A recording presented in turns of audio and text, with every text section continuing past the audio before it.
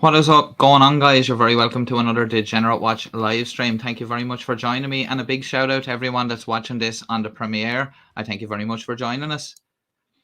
And I hope you all had a fantastic Christmas out there wherever you're tuning in from. And if you're watching it back, I also hope you had a very good Christmas, and I hope you're looking forward to the new year. And I want to take this opportunity, which I will again at the end of the stream, wish everybody, all our supporters and followers and subscribers, very happy new year and a prosperous 2023. So hopefully next year is very good to everybody. And hopefully it brings more good fortune than this year did, if this year was good to you. And if this year was a bad year for you, well, hopefully next year it will be a much better year. We've a few bits to get through on the show tonight, and if I don't get through all the bits, I will be doing another live stream, possibly on New Year's Day. I probably won't get around to doing a stream tomorrow night on it, as you know, probably a lot of people will be busy tomorrow night, probably have a few plans out there. Definitely let us know what your plans are, if you have anything special planned, in the comments. But yeah, we'll try get through a few of these news stories that I've come across, and also we'll take a look at a few clips. Don't know how long we'll have tonight for the stream, but as I said, if I don't get through everything that I have planned to get through, we'll get through it another night, in a night or two. But I hope everyone's good out there. I'm just going to check the comments there. Dragonflies here, nice to see you. Good evening to you. And Cat Bell saying, what's up, everyone? Happy New Year, and Happy New Year to you, Cat Bell, as well. And Mary O'Sullivan, very good to see you, Mary. Haven't seen you in a while there, but good to see you. I haven't been streaming lately a lot, or haven't had any videos up, but obviously planning to change that and get a few bits and pieces up. But it's good to see you there, Mary. And I hope you have a wonderful new year too. And I hope your Christmas was very good. And thank you very much for joining us. And as you can see on screen there, we have a view of O'Connell Street on kind of a damp Friday night here in Ireland. It's kind of cold out.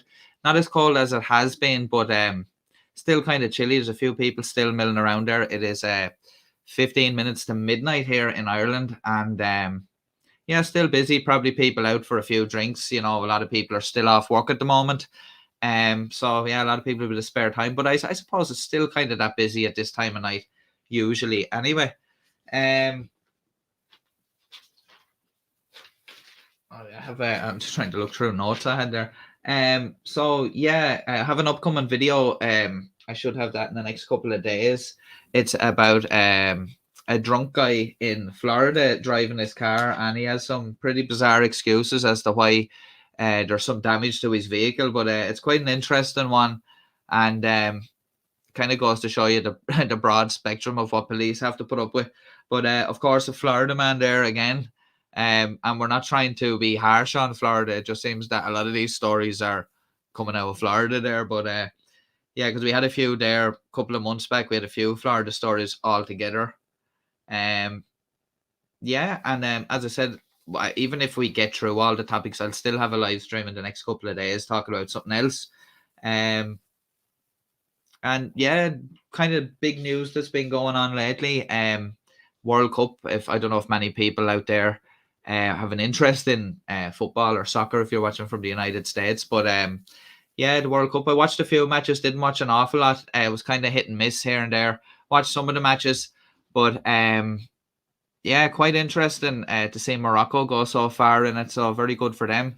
But yeah, Argentina with the win there. Perhaps Messi's last World Cup, and perhaps Ronaldo's last World Cup. You never know. They're kind of getting on now to that age where they might retire. But Ronaldo had an awful lot of controversy there lately. So perhaps he might hang on for a bit longer. Who knows? Good to see you there, Simon Mitchener, joining us. And Happy New Year to you, Simon.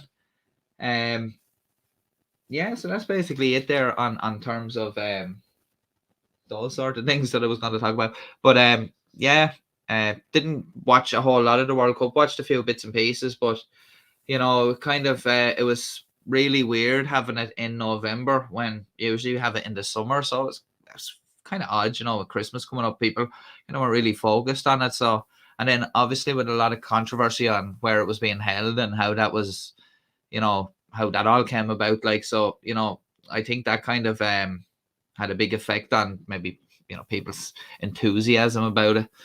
But yeah, so as I said, we're going to be looking at a few clips. I'm just here I was just chilling out there. I was having a couple of beers.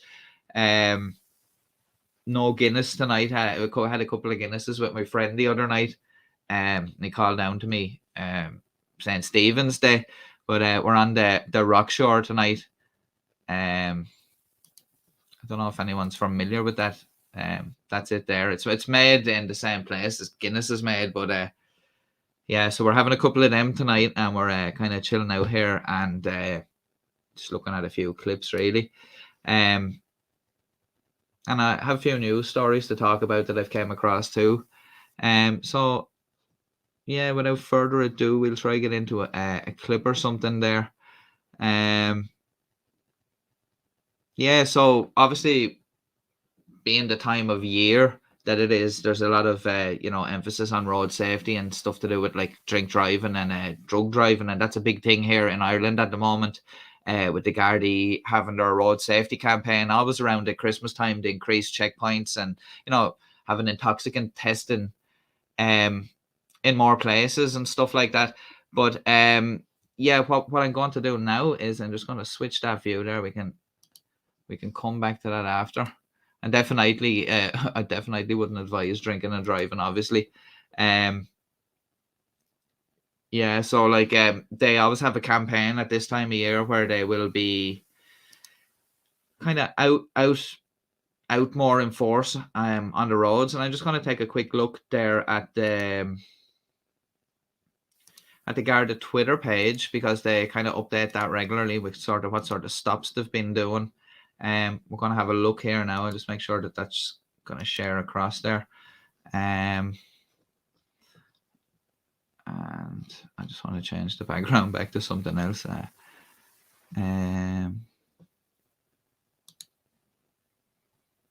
Now, so yeah, so we're going to take a look at this and just have a look to see what's been going on the roads just before we look at this clip that I have to show you. So they're just about. I'm just going to get down. Yeah, it always wants you to log in. And it's not logged in here at the moment. Yeah, so they have a post here 8 hours ago saying it's stark to see these statistics knowing the potential that each of these offences had to cause accident or injury. But this is the reality of the behaviour of some drivers. And that's coming from Inspector Ross O'Doherty from the Garda National Roads Policing Bureau. It said in December, there have been over 5,500 checkpoints conducted, with 600 arrests for driving under the influence, 186 seatbelt offences, so that's people not wearing a seatbelt, and 11,647 speeding offences, 724 offences for mobile phone use while driving, and there have been 4,124 collisions reported. I think the statistics were up until, well, a couple of weeks ago anyway. There were around were over 150 people killed on Irish roads in the last 12 months. So obviously they're trying to get that down. Obviously it's the highest it's been in a number of years. But we'll just see, has anybody been has somebody been stopping the disabled? I just want to see if they got anyone for like maybe drink driving or something.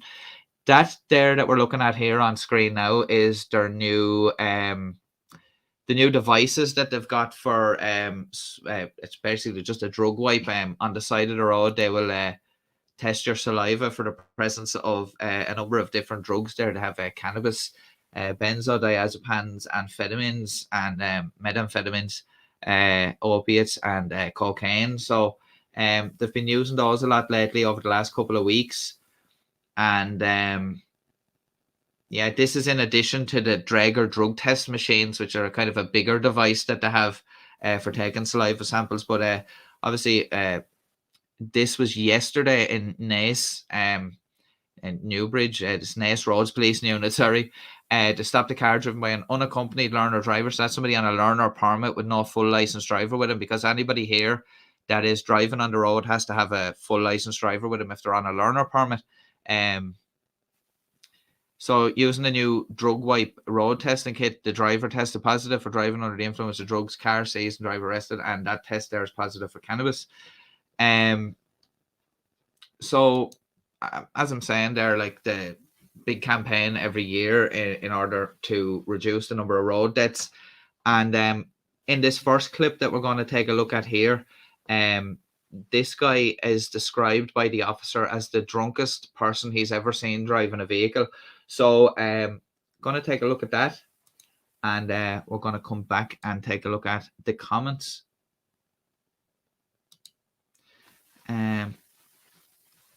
Sorry guys, and just find the clip there.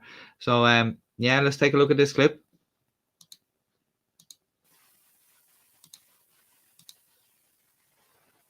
When was the last time, if ever, have you had any alcohol?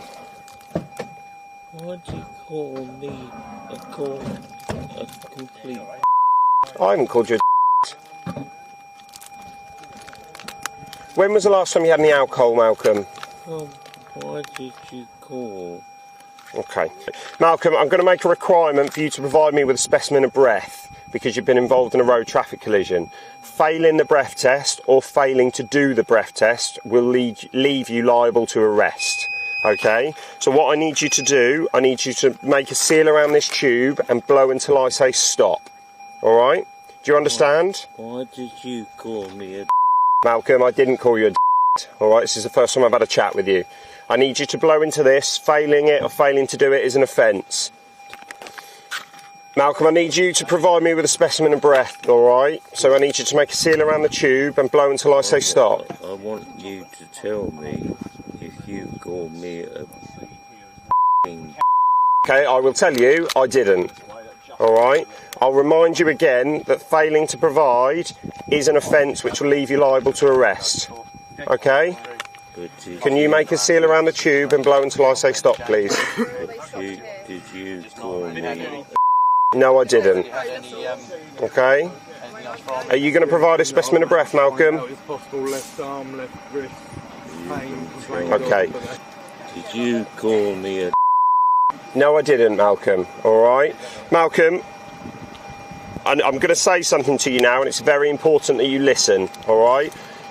I'm aware that you're under arrest on suspicion of being unfit, okay, through drink or drugs. I'm now going to be arresting you on suspicion of causing death by dangerous driving and causing death by being under the influence of alcohol or drugs.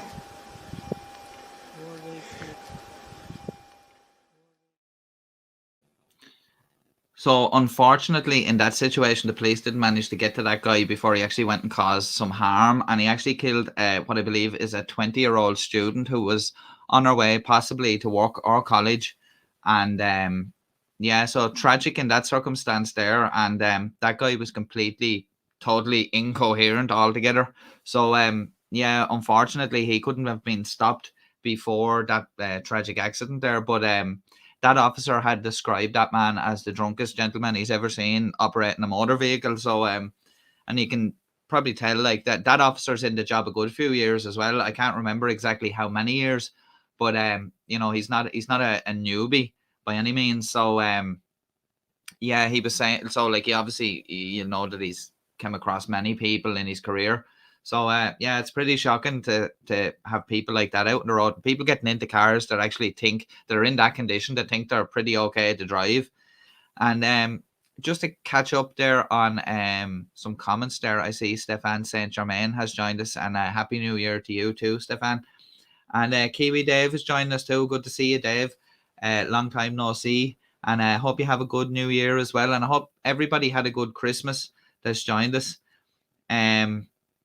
Yeah, so tragic there, and that's the thing, and I suppose that's the importance of these operations for road safety, especially at this time of year. And it's even more tragic at this time of year when people are killed needlessly by, you know, drunk drivers or people speeding or whatever. Because it's a time that a lot of people, you know, are gathering together as a family, and you know, it's kind of ripping families apart, stuff like that does. But here is the Sligo Roads Policing Unit while conducting a checkpoint, observed a vehicle perform a U-turn in an attempt to evade Gardaí. Now, obviously, any vehicle that's attempting to make a U-turn away from a checkpoint is, you know, you can basically, you know, well, put your money on the fact that there's something going on there. And the driver was caught up with and subsequently failed a roadside breath test. Driver was arrested, charged, and now faces a court appearance. So obviously that gentleman will be banned from driving. as a result of that stupidity. So there's somebody else taking off the road. That's that was probably maybe the night before that, so that could have been just it's only a couple of nights ago there. But yeah, not good at all. Another driver here we see, Gardaí from Dublin Castle Roads Policing Unit, conducted a speed checkpoint on the Chapelizod bypass recently. Chapelizod is a name that's often baffled me, how a place in Dublin got a name such as Chapelizod. But I must actually look more into that to see how it got its name. But a very unusual name for Ireland, so I'd like to know how it got its name. But yeah, up on the Chapelizod bypass there, they were conducting a speed checkpoint. Obviously, this car was clocked at 106 kilometers an hour. I'd say the Chapelizod bypass is probably maybe at least 100 kilometers an hour, but this guy was actually, it could only be, maybe it's only 80. I'm not quite sure, but this guy was going over the speed limit. Subsequently failed the roadside drug test, tested positive for cannabis, and was arrested. There's just a vehicle stopped and seized for no tax. Something that our United States viewers, I don't think you don't have to worry about tax. I don't know if it's kind of built into like registration and stuff. I'm not quite sure how that works exactly, but yeah, we have to pay road tax over here. So you have to get that. You can buy it at 3, 6, and 12-month intervals. So my tax is actually due on my car at the end of December. So it's a good reminder there. So I better not forget about that. But yeah, another speeder caught here. But as you can see, you know, they're what the point I'm trying to make is that they're out in force at the moment on the roads, especially over the holiday period, and catching quite a lot of people. And it just seems that like, and they always say this, it doesn't seem like the message gets through. We're still having an awful lot of road deaths, as I said, over 150 people this year alone. And, you know, the trend was going down, but it spiked up again. And, you know, obviously with lockdowns and stuff like that, people weren't moving around as much, so that obviously had an effect on numbers. It also had an effect on crime figures, and the Gardaí are also saying that at the moment crime figures are actually starting to increase again. But you know, they said that was to be expected, obviously, because you know, with all the checkpoints that were going on because of the regulations and the restrictions and stuff like that, these burglar gangs that were traveling around at nighttime, you know, found it a bit harder, so their operations were kind of curtailed a bit. We're going to actually be looking later on in the live stream at another Garda operation that's ongoing over the Christmas period. Kind of an unusual one, but one that you actually wouldn't think that would be going on, but it's quite unusual, but needed. And yeah, so we're going to take a look at that in a little bit here. Thanks very much, Simon, for the £5 super chat. Simon saying, I'm zonked after a family meal, so heading for bed. Have a good new year all, and a good new year to you, Simon, as well. And thanks very much for that too.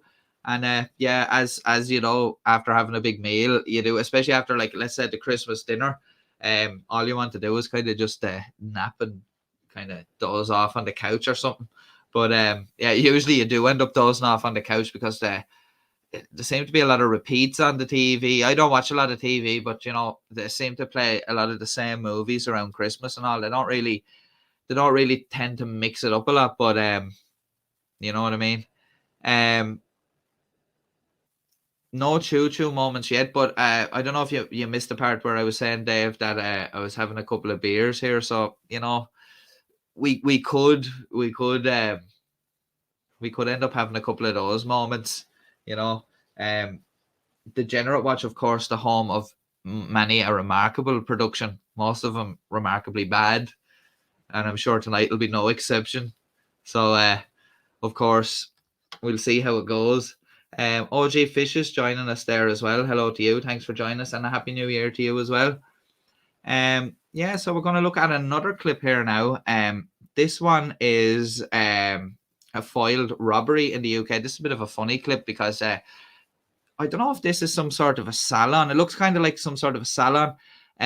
This guy walks in order to obviously take money from the till, but he doesn't really bet on the fact that the police are very close by. Now, when I play the clip, look in the background out through the door of the shop. and you're going to see the kind of, those high visibility markings on the side of a police car. You'll see those going by. So I don't know how this guy, when he was on the street outside, did not see the police nearby. Maybe they pulled out of a side street or something, but this guy was really amateur. But we'll take a look at this clip of this foiled robbery in the UK. Absolutely ridiculous there. I don't know how that guy thought he was going to get away. Like, the police were outside as he was entering the building. Like, it just baffles me how he didn't see the police car there. And it wasn't an unmarked police car. You can see in the door. I'll perhaps play the clip again in a second. But you can see straight out the door of the shop that the police are just outside as he enters. And that poor gentleman that was sitting down waiting for his turn in there seemed quite startled. But you're not expecting that. But good one for the police there. They managed to stop that guy. He didn't get away with his handfuls of cash. And terrible for those ladies there who were just trying to, work and run their business. But, luckily that guy didn't get away. And that's him done now. Anyway, he was caught literally red-handed. So I tell you what I'll do. I'll play the clip again and just look outside at the door right at the start of the clip, and the police car's just passing by as he enters the shop. Well, guys, what can I say there? That was just complete stupidity on that guy's part. Don't know how he didn't see the police outside the door as he entered the building. Probably thought we were going to drive off down the road. But it looks like they may have pulled in or they were caught in traffic. And luckily, those ladies didn't try to intervene, because I know in some cases like that, people just have a spur of the moment reaction. So luckily, in that sense there, those ladies didn't try to get involved, or the guy that was sitting there waiting. So a few more people have joined us there. Nice to see you there, Roisin, and I hope you had a good Christmas and Happy New Year to you as well. Yeah, Cat Bell serves him right, definitely does. Yeah, hopefully he thinks about his choices the next time. But with some of these people, they just never learn. They just kind of keep that sort of stuff up. Kiwi Dave's there saying you would have thought those two customers might have done something to slow him down though as well. And yeah, I do agree with you. Like, it's all about, I suppose, weighing up the risk of the situation. That guy on his own, I suppose, if there had been a couple of customers there, they may have been able to do something, or like, get up off the chair and throw the chair out in front of him or something like that.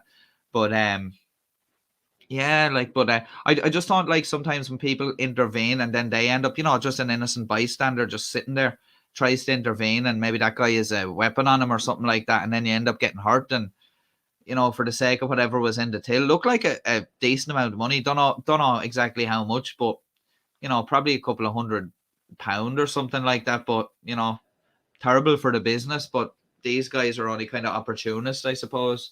He wasn't really making himself look inconspicuous either when he was walking with his hood up, and the fake phone call. I thought that was kind of given up on a while ago by criminals. This fake phone call, it doesn't really work.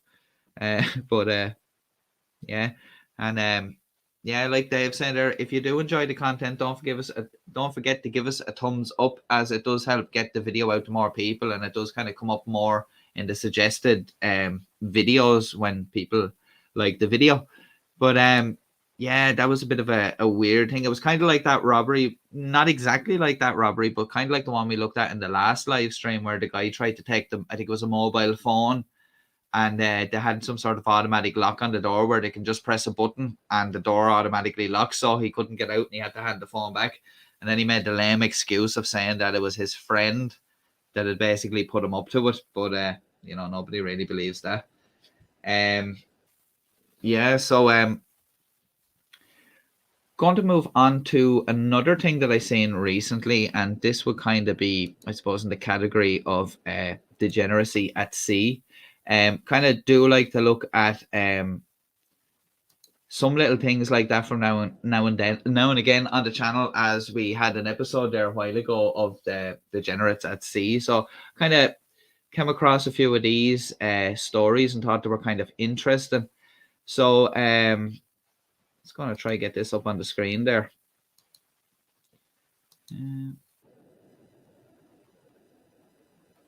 So yeah, the first one I'm going to take a look at is this one, which is kind of shocking, if you think about it.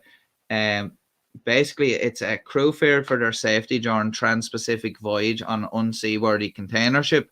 So this is the story of a container ship that was, obviously on a trans-Pacific voyage, and the crew had a number of concerns about conditions on the ship and basically the state of the ship itself. I think from the sound of things that it was a case of the owners trying to, kick the can down the road, I suppose, in terms of maintenance and stuff like that. But it says crew aboard the Zim Iberia have written to their crewing agents asking for redeployment after they claimed they feared for their safety as they crossed the Pacific Ocean on an unseaworthy ship.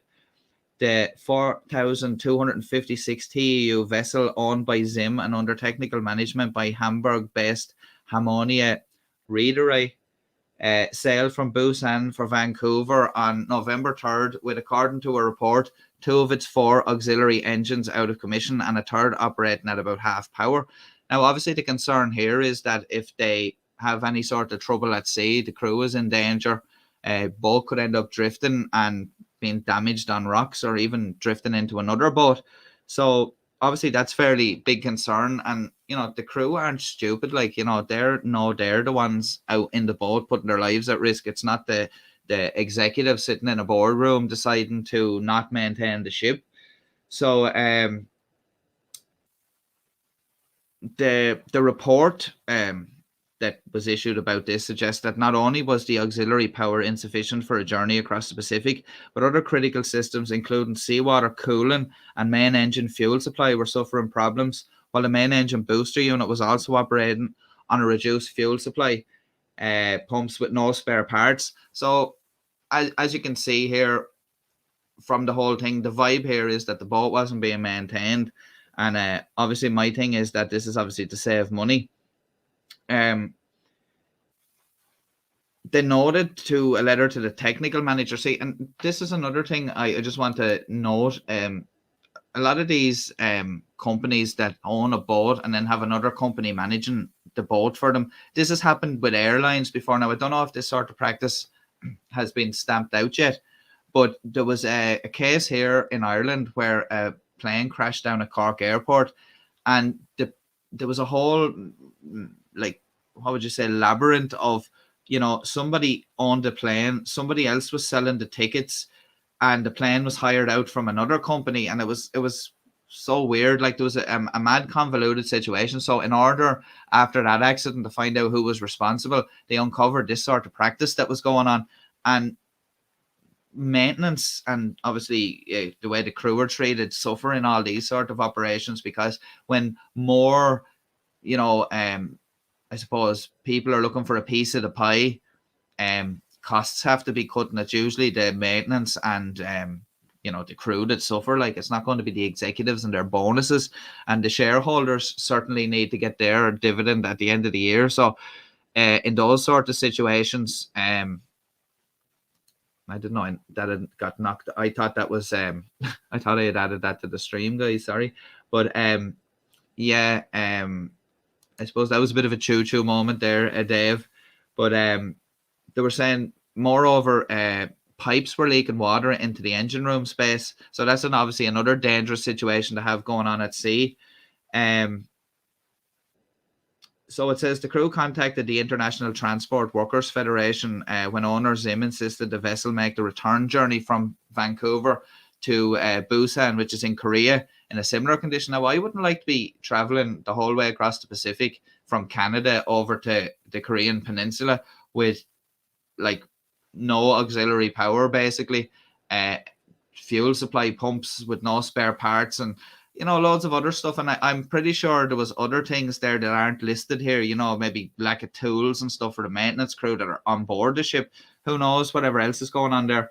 But the ITF in Canada wrote to Transport Canada Port State Control and asked for a thorough inspection upon the vessel's arrival. The ship was subsequently detained for 9 days for inspection.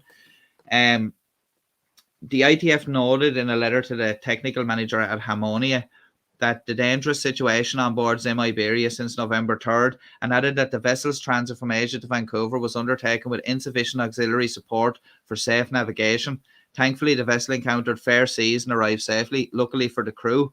Now, these crews have families to go back to, and they're only trying to make a living, so they obviously don't want their lives being put in jeopardy. So they did right, and I'm glad that they managed to speak up, because in a lot of these situations, these crews are afraid to open their mouth because, they don't want to lose their jobs, and there's always someone else to replace them in these situations, I suppose. So, it's terrible to be in that situation, especially if the company's a bit ropey, like these been treating the vessels, or I suppose the company can blame it on the managing agency, but it's probably going to be a blame game. But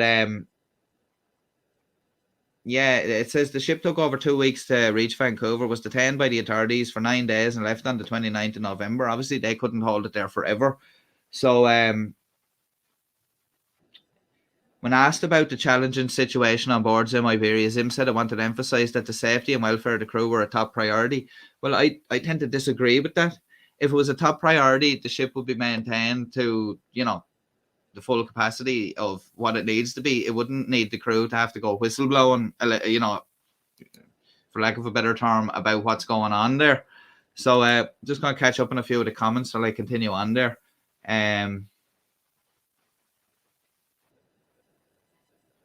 Kiwi Dave saying it sounds like a bathtub at sea would have been a bit safer. It does sound like that, and it's terrible for those crews to be, put into that sort of a situation.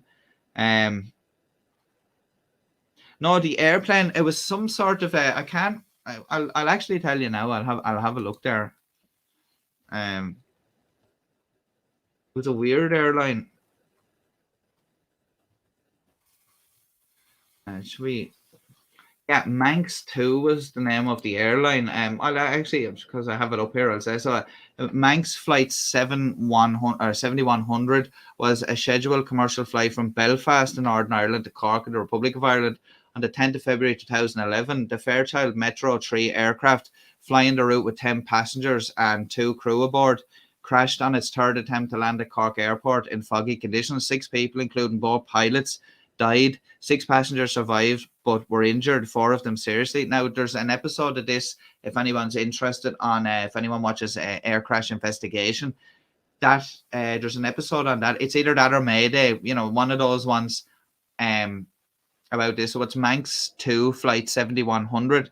So the Air Accident Investigation Unit, which is would be the equivalent to the NTSB in America, or any other aviation safety investigation sort of unit, they published a final report in January 2014. It stated that the probable cause of the accident was loss of control during an attempted go-around below decision height in instrument meteorological conditions.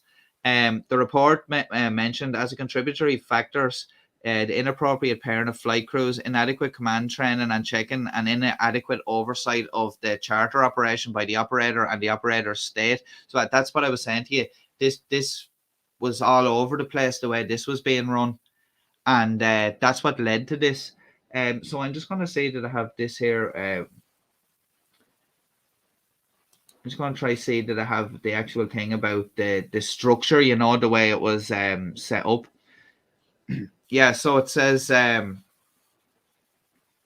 aircraft destroyed in the accident was a twin turboprop Fairchild Metro 3 with Spanish registration. It was owned by a Spanish bank and leased to Líneas Aéreas de Andalucía, also known as Air Lada, based in Seville, Spain. The aircraft was subleased to another airline called Flightline SL, based in Barcelona, Spain, and was on its air operator's certificate. Tickets were sold by a company called Manx 2, which was based on the Isle of Man. The aircraft was 19 years old at the time of the accident and had undergone a maintenance check in the week prior to the accident. The captain was 31-year-old Jordi Sola Lopez from Barcelona, and the first officer was a 27-year-old called Andrew Cantle from Sunderland in England. Both were employed by Air Lada. The captain, just it goes into details about, they're fairly experienced. The two of them were fairly experienced. Just browsing through it there. It says the pairing together on the flight was considered inappropriate and highly unusual due to their shared lack of total experience. Both pilots were certified for Instrument Landing System Cat 1. Neither pilot, however, was certified for Cat 2. Lopez had been promoted to captain in February 2011, and his first flight in command took place on the 6th of February 2011, 4 days prior to the accident. So he was only a fresh captain, but as I was saying, they had experience on this aircraft. But obviously not enough to be paired together. They need someone with more experience with someone with a little bit less experience. But as you can see there, it was a very convoluted structure. The plane was owned by a Spanish bank and leased to another airline, who had subleased that to another airline, and another company were selling the tickets for the flights on it. So that's what was uncovered in the investigation, and that's what I'm saying about this particular thing we're looking at with this boat. I wonder, is that a similar situation where they have a company managing it, and you can pass off blame then when something goes wrong? Dave's just saying there, the Isle of Man is because it's a tax haven, and that's probably why they have that set up there. And they're selling flights on it from flights from Belfast to, I know they did flights from the Isle of Man as well, but that was a flight from Belfast to Cork.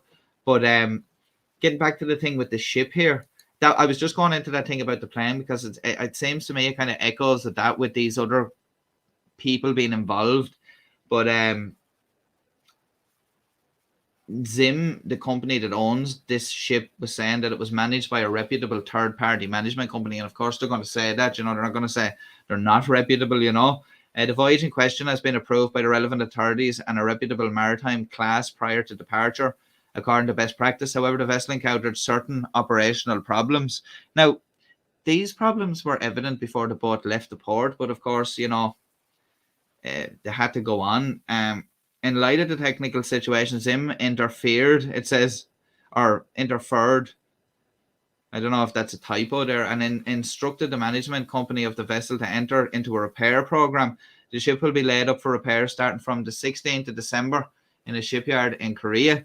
And this is the thing, the boat should have been laid up for repairs before it left on that other voyage, probably before that, and it's only the crew got sick of it and decided to open their mouths now. But as I said earlier there, glad that they did, because a lot of crews, there could be boats out there right now that have people on them that are in unsafe conditions.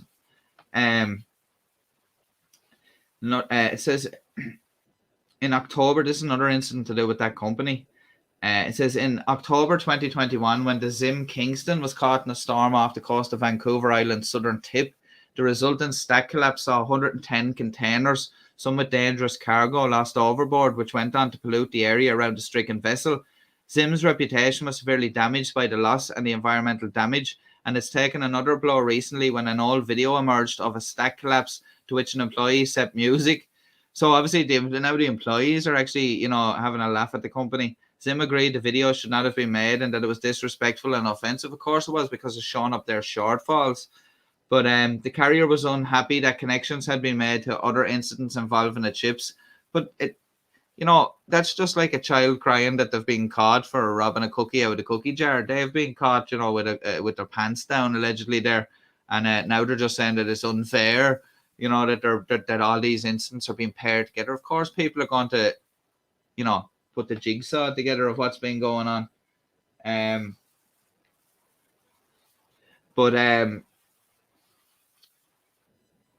Says we feel that connecting these separate, unrelated incidents out of thousands of safe and successful sailings is unfair and draws an inaccurate picture of Zim's strong commitment to seafarer safety and welfare. Well, now that this has been the case, Zim need to lead by example now and get their boat in order. Basically, get their ship in order. That's no better time for that saying, but they need to get their ship in order definitely, and lead by example. Don't be just saying that. Obviously, they've made thousands of voyages, uneventful voyages, so have other companies, but you need to get your stuff together. And this one's been reported on, so it's just the way the cookie crumbles, I'm afraid. At the time of this article, the Zim Iberia was currently steaming southwest in the Sea of Japan and is expected to arrive in Busan tomorrow around the 16th. Before discharging his payload and heading for repairs. So hopefully they get that sorted, and it's doesn't happen again. Like, and none of their other ships are like that. Vancouver sources said no crew were replaced. They sailed with it. They got 1,200 kilowatts out of the second generator, which was considered safe enough for the journey across the Pacific. But of course, if there was a problem with the generator, they had no backups. So, you know, a bit of a hairy situation there. And this article is on gcaptain.com for anyone that wants to go over and check it out there. Yeah, so that's a Zimco ship there. I don't know if that's the ship in question, but yeah, I just wanted to kind of highlight that story and just, you know, a bit of degeneracy at sea there. The next one, kind of shorter little article. We'll just stop sharing that there, and we'll have a look at this other one. This is just this one is a bit funny from the point of view is that this is another company that has been trying to, I presume, cut costs somehow by not having insurance, which is never good because it ends up costing you more in the long run. But one of their boats was anchored off the island of Malta, and a storm came along. I think they were actually getting away from the storm. And what ended up happening was that this particular boat, the anchor broke free, and they start dragging the anchor, and it ended up snagging undersea electrical cable that is an interconnector between the island of Sicily, which is the territory of Italy, and the island of Malta. So, yeah, they did an awful lot of damage, and looks like there's no insurance. So it says doubts hang over P&I, which I think is something like protection and indemnity insurance cover for tanker linked to 25 million Malta power cable break. Now, back in July, there was an article about this, and it said that they were looking for 18.5 million euro, but that's obviously been upped now at further assessment of the damage to 25.5 million. The owner is Dubai. It's not Dubai government, but the owner is from Dubai. It's a RV International, and they're being sued after the Maltese energy company alleged this tanker damaged a power cable by dragging its anchor in March of this year. The Times of Malta said the utility company Ena Malta has filed court documents seeking to recoup around 49 million, but this was reduced by the courts down to 18.5. But it looks like it's been increased again in this article we're going to look at here, up to 25 million. Now, I can't read the full article. I've read bits on other articles and stuff. I've pieced the story together, but looks like this boat may not have insurance, or it's kind of up in the air on whether the insurer will cover it or whether they did have cover. There's a lot of talk about that in maritime circles lately, especially when it comes to these Russian tankers that are going around, whether they're complying with sanctions and whether insurers actually want to insure these vessels. And then that obviously brings into question whether certain countries want these boats docking in their ports with no insurance. So we've had some issues with tankers trying to get through the straits in Turkey there to get into the Black Sea, Russian tankers, and there was concerns over insurance there. But a veteran chemical tanker that damaged a power cable off Malta during a storm costing 25 million, which is $26.2 million to repair, could be without critical protection and indemnity insurance. Tradewinds, which is this website we're looking at the article on, understands that an exclusion clause covering claims related to propulsion machinery and engine breakdown was in place when the 35,500 deadweight ton Chem P, which was built in 1968, dragged its anchor in March, rupturing an interconnector power cable, as I said, running between Malta and Sicily there. So a very big headache for that boat's owner, and unfortunate for the crew now, because I don't know if that boat's been detained by the Maltese authorities. A lot of authorities do actually detain these boats when something like this happens to make sure that the company's not left out of pocket. So yeah, hopefully to get that sorted. But a lot of people affected by the outages to do with that now. It was sorted out in the end with some rerouting or whatever. But yeah, a lot of damage done there, and that ship's owner with a big headache there. So yeah, and hopefully they don't come down on the crew and blame the crew. Obviously, like, you know, if it's a crew issue, but I don't think so. It looked like the anchor came loose in the storm. So yeah, not good. And then Roisin's saying there, Isle of Man is because of Cuchulainn, a bit of old Irish mythology there and folklore, I think. But yeah, a lot of those. Isle of Man is somewhere that I know it's kind of not that far away, but it's somewhere I'd like to go visit sometime. I think they have an old railway on it there as well, a kind of preserved railway, the old Isle of Man railway. So it'd be nice to go see that. It's not that far away. I think you could do a quick hop over, spend the night or something, or a couple of days and come back. Just a bit interesting there. Go and see that. But yeah, that's a bit of degeneracy at sea there. Kind of back on top of the articles I was looking at there.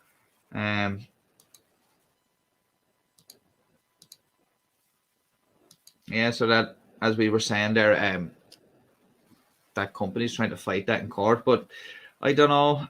They might end up having to pay it out of their own pocket because the insurer may wipe their hands of the whole situation there.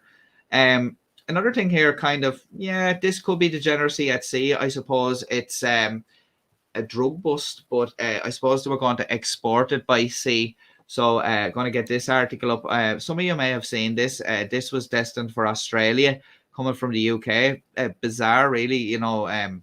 Usually the source country is somewhere else. It's not the UK, but these men had a little operation going, and it was foiled by the authorities in the UK. So I'm just going to get this up here. And then after this, we're going to take a look at a couple more clips. So, yeah, 6 jailed after £44 million bust of drugs found hidden in an excavator. So this was quite an ingenious plan, I suppose, but not ingenious enough. It says 6 men behind one of the biggest ecstasy smuggling operations ever dealt with by the Crown Prosecution Service have been jailed for a combined total of 140 years. So you can see there in the picture on screen, just making sure, it's come up on the screen there, just making sure, because last time it didn't for me. Yeah, that's the excavator in the background there, and these drugs here, as you can see laid out there, quite a substantial amount, were hidden in the digging arm of the excavator. The defendants, Danny Brown, who was 55, Stefan Baldauf, 62, quite an old guy there, Tony Borg, 45, Peter Murray, 59, Philip Lawson, 61, and Leon Riley, 50. Quite an old bunch of guys here to be out doing this sort of an operation. That's why I was saying that Stefan Baldauf lad that's 62. Like, these guys to be messing around dabbling and this sort of thing, they're, you think they're a bit too long in the tooth for that sort of thing. But they were sentenced at Kingston upon Thames Crown Court last week for their involvement in a conspiracy to smuggle almost half a ton of MDMA, which is the main ingredient in ecstasy, into Australia in the arm of an excavator machine. Between June 2019 and June 2020, Brown and Baldauf, I think I'm saying that right, oversaw the operation to export the massive quantity of Class A controlled drugs concealed in the lead-lined arm of the excavator. I keep messing that up there. It's probably because I've had a couple of beers here, so I do apologize for that. Tis the season to be jolly and all that, so that's my excuse. The drugs had an estimated street value of 44 million, so a big dent to a criminal organization there, and a lot of drugs kept off the streets. These were headed for the streets of Australia. The UK-based conspirators arranged the shipment and the sale at auction of the excavator to the ultimate purchasers of the drugs in Australia. The gang used encrypted EncroChat mobile phones in order to further the crime. You may have seen a story about that a couple of months ago, about EncroChat, where there was a big sting operation in it, and they caught an awful lot of criminal networks using these hacked phones. May even go into that in another live stream, because that was quite interesting. Borg accepted delivery of the excavator into a warehouse in Grays, Essex, and Murray then delivered the drugs to the same warehouse, where Lawson later cut open the excavator arm and concealed 210 bags of MDMA inside. After sealing the excavator arm, the machine was moved to Southampton docks, down the south of England, then shipped to Australia. Unbeknown to the group, though, Australian customs authorities had discovered the drugs and removed them from the excavator and sent the machine on empty. So that's quite good. So kind of a controlled delivery there, I suppose. Obviously without the drugs there. But Riley exchanged numerous encrypted EncroChat messages with Brown and Baldow to update them on the machine's progress and passage through Australia. Lawson then provided a detailed diagram showing where the MDMA was hidden and what tools would be needed to access the drugs. Struggling to find the MDMA, the men in Australia responded with a picture of a hollow arm and told Brown the machine was empty. I can't believe the look on the other guys' faces when they got that message saying that it was empty. The picture showing that it was empty. Yeah, Brown and his accomplices provided even more detailed explanation of where the drugs were concealed, but soon realised that they had been stolen, but stolen by the police, of course. Specialist prosecutor for the CPS, Colette Moore, said that the case involved a colossal quantity of MDMA with an estimated street value of £44 million, which posed a huge risk to the health and well-being of the Australian public. Organised criminals manufacture ecstasy and other synthetic drugs in dangerous illicit factories, so each individual tablet potentially poses a risk to the life of those using it. Recently in Ireland, I don't know if I have the thing there. I'll just have a look there, guys.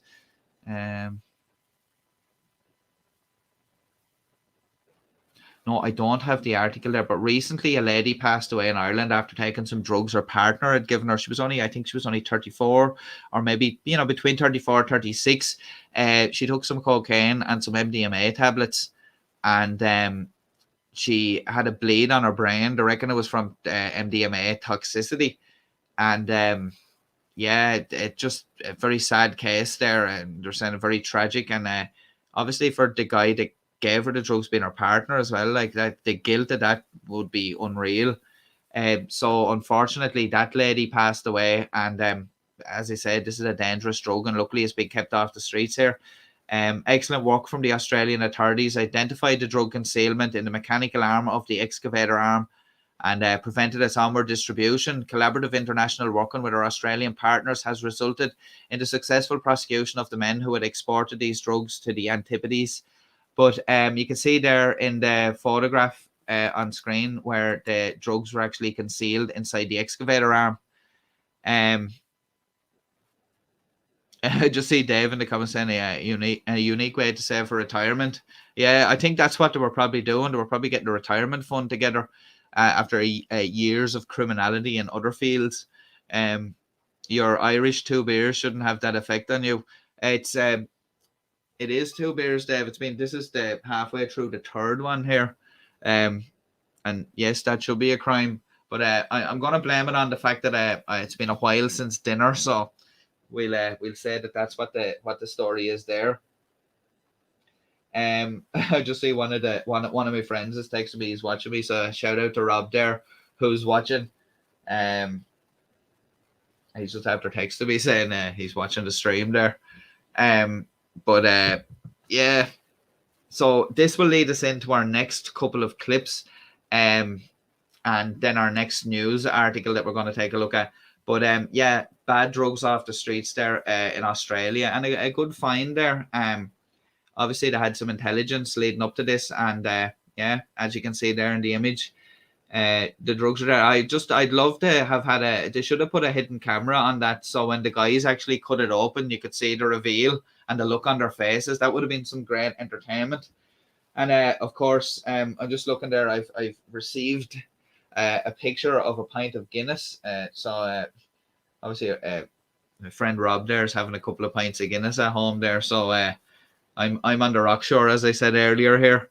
But whoever's Dave's just saying roll call. Who's still with us? Whoever's still with us there, just drop us a little comment there. We have 3 people there at the moment. I'm just gonna have a quick look now. Get this other clip ready to go. So I don't know why. Sorry, I still have that banner up. There's another choo-choo moment, Dave. Still had the little thing up there, so we were looking at degeneracy at sea. This is a bust from Florida. fentanyl bust, and of course that's another really bad drug and a scourge at the moment over there, and very dangerous. And I don't know, the people that are taking are really taking their lives in their hands when they're taking these drugs, and also when they're taking this when it's been laced with other things. I've seen in cases there before where like these heroin dealers have been lacing their drugs with fentanyl to make it more, and to make it stronger and to make it more addictive. So obviously people are going to buy more and talk about their stuff and obviously try and make them more money. But yeah, a really bad drug. And we're going to take a look at a bust here from our old favorite place in Florida, which is Flagler County, which seems to be a favorite of the channel because a lot of our stories seem to have come out of Flagler County. But kudos to Flagler County Sheriff's Department. They seem to update their Facebook page a lot with new footage of different incidents that have been happening. So, it makes for interesting entertainment, and it gives us a lot of stuff to go over here on the channel as well. I see Strangier has joined us there. Howdy to you, and a happy new year to you as well, and I hope you had a good Christmas. So now we're going to go and take a look at this clip, and it's going to give me a couple of minutes. Dave, I think my excuse is going to be for the fact that I'm not going to call it slurring my words. I'm just going to call it mispronouncing my words professionally. But yeah, I'm just going to say that's down to my mouth being slightly dry here, and I need to take a couple more drinks, and when I come back, I should be a little better. Said nobody ever. But let's take a quick look at this little this clip here. It's a couple of minutes long here, but this is a fentanyl bust in Flagler County, Florida. So enjoy the clip, and I'll be back with you in a couple of minutes. You mind coming out here real quick, man? I don't got no reason to get out. Huh? I don't got no reason to get out. No, I'm telling you, come on out of the vehicle. I don't have no reason I don't have to have a reason to have you come out of the vehicle. There's plenty of case law supports it. All right, you're not under arrest or anything. We're just coming out of the car. I'm not getting out of the car. You're gonna come out of the car, man. Come on out. I don't legally have to get out of the car. I'm letting you know you do. Okay. All right, we're not gonna have this argument. Come on. Here's the registration. Huh? Registration. Right. Come on out, bud. No. I don't have to get out. Huh? I don't have to. Come on out. I got plenty of case law that says I can take anybody out of a car on a traffic stop at any time. Okay. So come on out. I have no reason. I've done nothing wrong. I'm not asking you. Okay. All right. Come on. I'm not getting out. Huh? I'm not getting out. You're gonna come out whether I take you out or you come out. I'd rather you just step out, man, so we can talk out here like adults. I'm not getting out. Huh? I'm not getting out. All right. Man, come on. I'm not asking anymore. Let's go. Come on. Out. Out. Out. Let's go. Stay on the ground. Put your hands behind your back. Is there a reason you want to get out of the car? Huh? Was there a reason you didn't want to get out of the car? I just didn't think I did anything wrong. I pulled over, took the keys out, and took a nap. People were concerned about you. You have to make sure you're not intoxicated.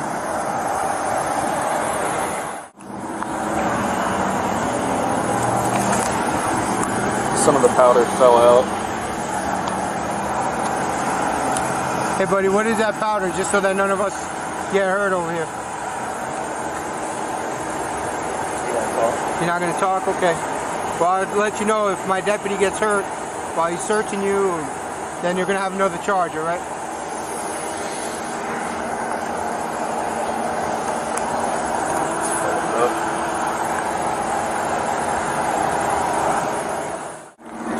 Money belongs to my wife. Huh? Money belongs to my wife. These are, you're holding on to dope for your wife? The money belongs to my wife. The money belongs to your wife. Okay.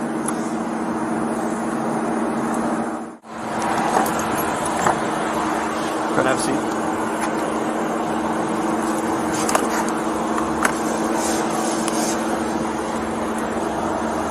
Watch your knee, it's gonna pinch just like I was doing.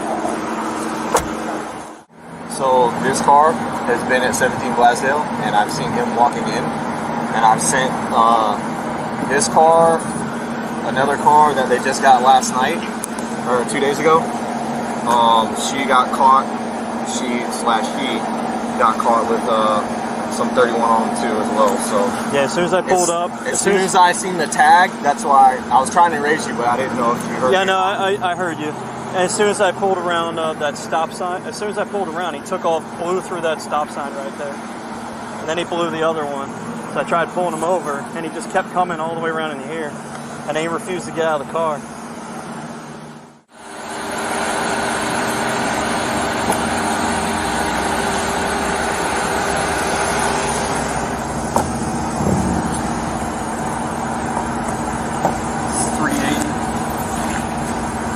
Plus 11, 391.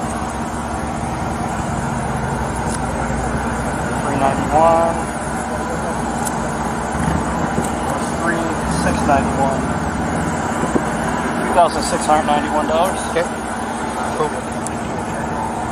Let's get a photograph of it.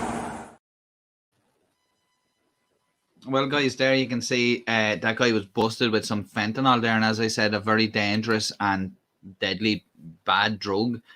Good to have it off the streets. He had quite a bit of cash there as well, and quite a few bottles of Gatorade there. I don't know what flavor that is. Anybody watching from the United States know what that kind of gray flavor? I don't know. Gray colored liquid is there. Some maybe lemon, I want to say. But yeah, that guy, you know, luckily he was taken off the street. But that's kind of the bread and butter, I suppose, of some law enforcement agencies these days, is dealing with people, you know, with this whole crisis of fentanyl that's going on over there, and other drugs being laced with it. But just came across that clip recently there. Dave's just saying there, actually just above that, just before I forget, Stranger is saying got no notifications even though they're set to all. I don't know what is with YouTube sometimes. Sometimes people get the notifications. Actually, let me know in the comments who got a notification and who didn't, if you wouldn't mind. It's just interesting to see. Now, sometimes what I do is I'll actually post before I stream and say that I'm doing a stream at this time. The same with premieres, and sometimes I tend not to do that, and then I just go live, or I do the premiere or whatever. You know, for whatever, set it for whatever time. And I just want to see, because I was thinking before that when I was putting the post up on the community page that perhaps it was affecting how, like, because you guys are probably subscribed to a number of different channels, and you know, different channels are putting up videos at different times. So I think YouTube has a thing where they won't like bombard you with too many notifications, so you'll only get so many per so many hours or something like that. So I presume that if I put up a community post, I don't know if you get notifications for that, but I don't know why the system of notifications is still so clunky and all like that. After all these years that YouTube's on the go, but a lot of people there, Roisin saying I did get one. So Roisin got one, half-hour warning and live as well, so that's good. So Roisin got the notification there. Dave didn't, and Stranger said he didn't either. So I presume you guys just probably came across it when you went onto YouTube. It was probably just, you know, in the feed or whatever there. But Kiwi Dave said ice flavored. Yeah, probably ice flavored Gatorade. I was thinking maybe it was lemon or something like that. It was probably ice. Yeah, ice for that guy. Probably laced with fentanyl. So wouldn't advise drinking that. When Roisin said Lucasade paperweight, I actually have a can of Lucasade here somewhere, but opted for the Rockshore instead, you know. But Lucasade's there on standby for afterwards, I suppose. But yeah, I don't know. I don't think you can get. I'm not sure if you can get Lucasade in America. It probably has another name over there. I don't know. Can you get Lucasade down where you are, Dave? Could be in existence just with a different name, you know.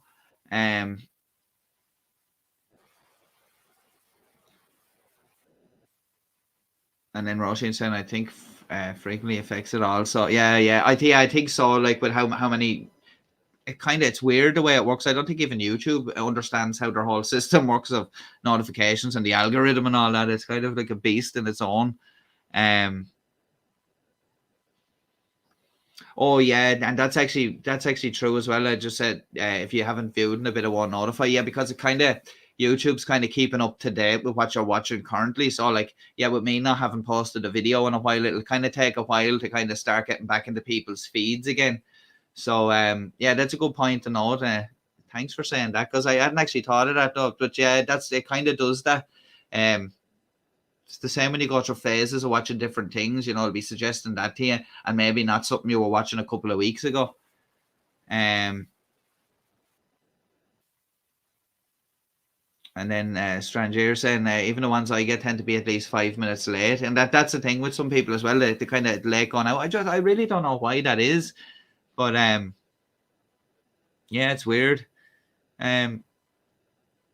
We have Gatorade here. I think you can get it in some places. Probably not a major variety. I know some places I have seen it. Like we had that Powerade for ages.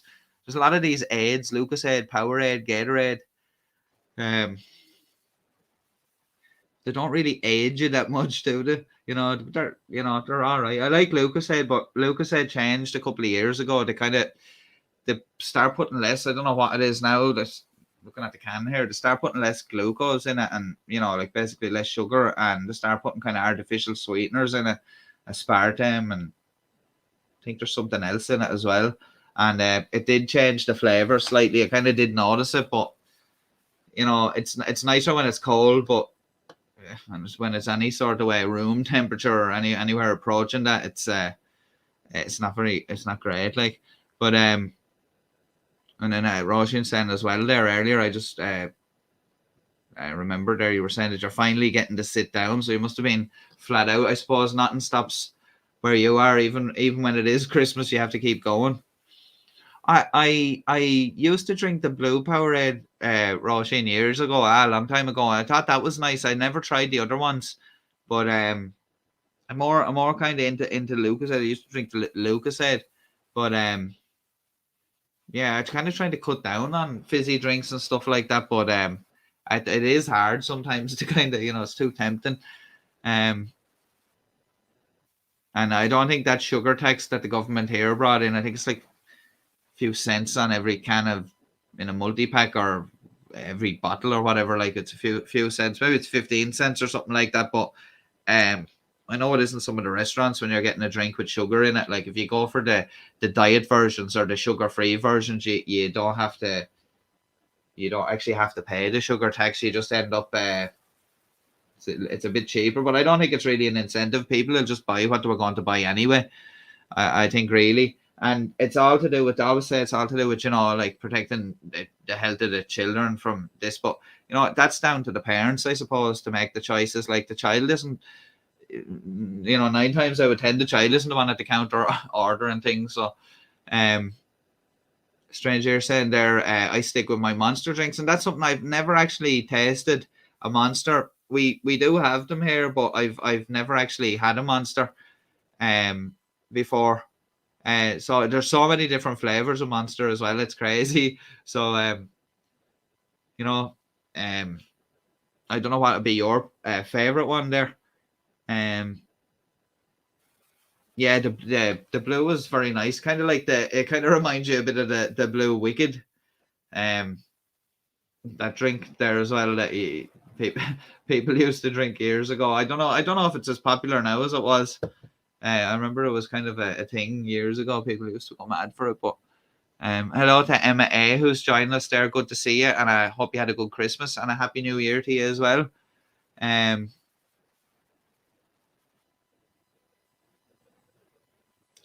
Yeah, it's I don't know why I've never had a Monster. It's just I don't know. It's just kind of habit, I suppose. When I go into places, I kind of just picking up the same drinks that I always pick up. But it's crazy. Like there's a few shops in Dublin that kind of sell. Well, there's shops in other places. Like, there's none near me, but like there's a few shops in Dublin that I know that sell kind of a lot of those American drinks, like Gatorade, and they sell a lot of those. Those Arizona canned drinks and all that. Just a couple of shops sell kind of stuff like that. I noticed a lot of those. A lot of the supermarkets, mainly Super Value here, are kind of getting into selling those Calypso drinks. They're quite nice. I think I tried the strawberry. I think it was strawberry lemonade or something one before. That was quite nice. But yeah, no, I'm trying to cut down on the fizzy drinks lately. Like, it is hard, but I've kind of been letting kind of my foot off the gas in relation to that around Christmas here. I've bought a few cans to have in, like, here for over Christmas and all that. So I'm probably drinking more of them than I normally would, like, but yeah, not good for you if you're drinking too much, but yeah, I wonder, is Monster one of those that's either you kind of either hate it or you love it sort of things, it's kind of, if it's not your thing, it's not your thing, but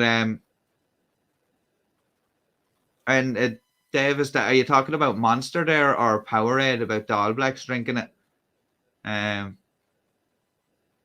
Yeah, I've seen the traditional green Monster. I've seen the Pipeline Punch and Jungle Juice. There's another one with it's like a blue can. Looks like it's got graffiti on it or something. I'm not quite sure what flavor that is, but yeah, the price of them are very expensive. They are quite big cans, but yeah, they're very expensive. They're very expensive over here anyway. So hello to Dave Malik, who's joining us. Good to see you, and I hope you had a good Christmas, and I hope you have a good New Year as well.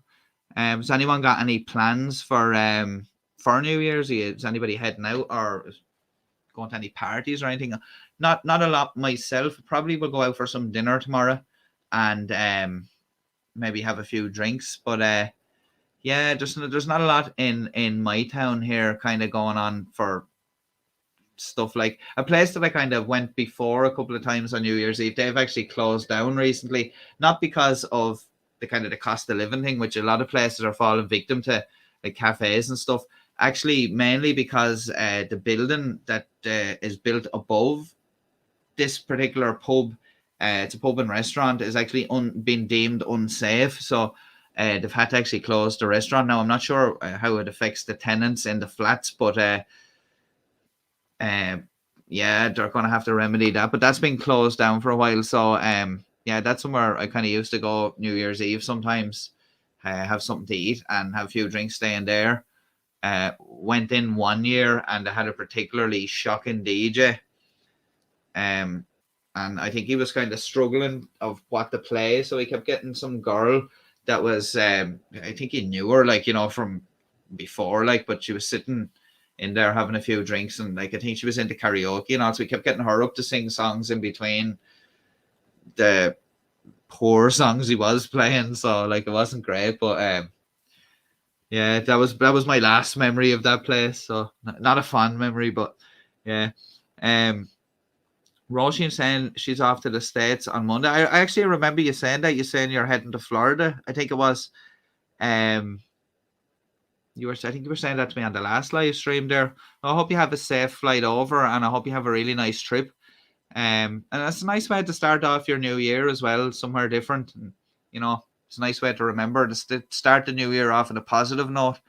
Never tried. I just saying there. I kind of flipping back and forward through the comments there.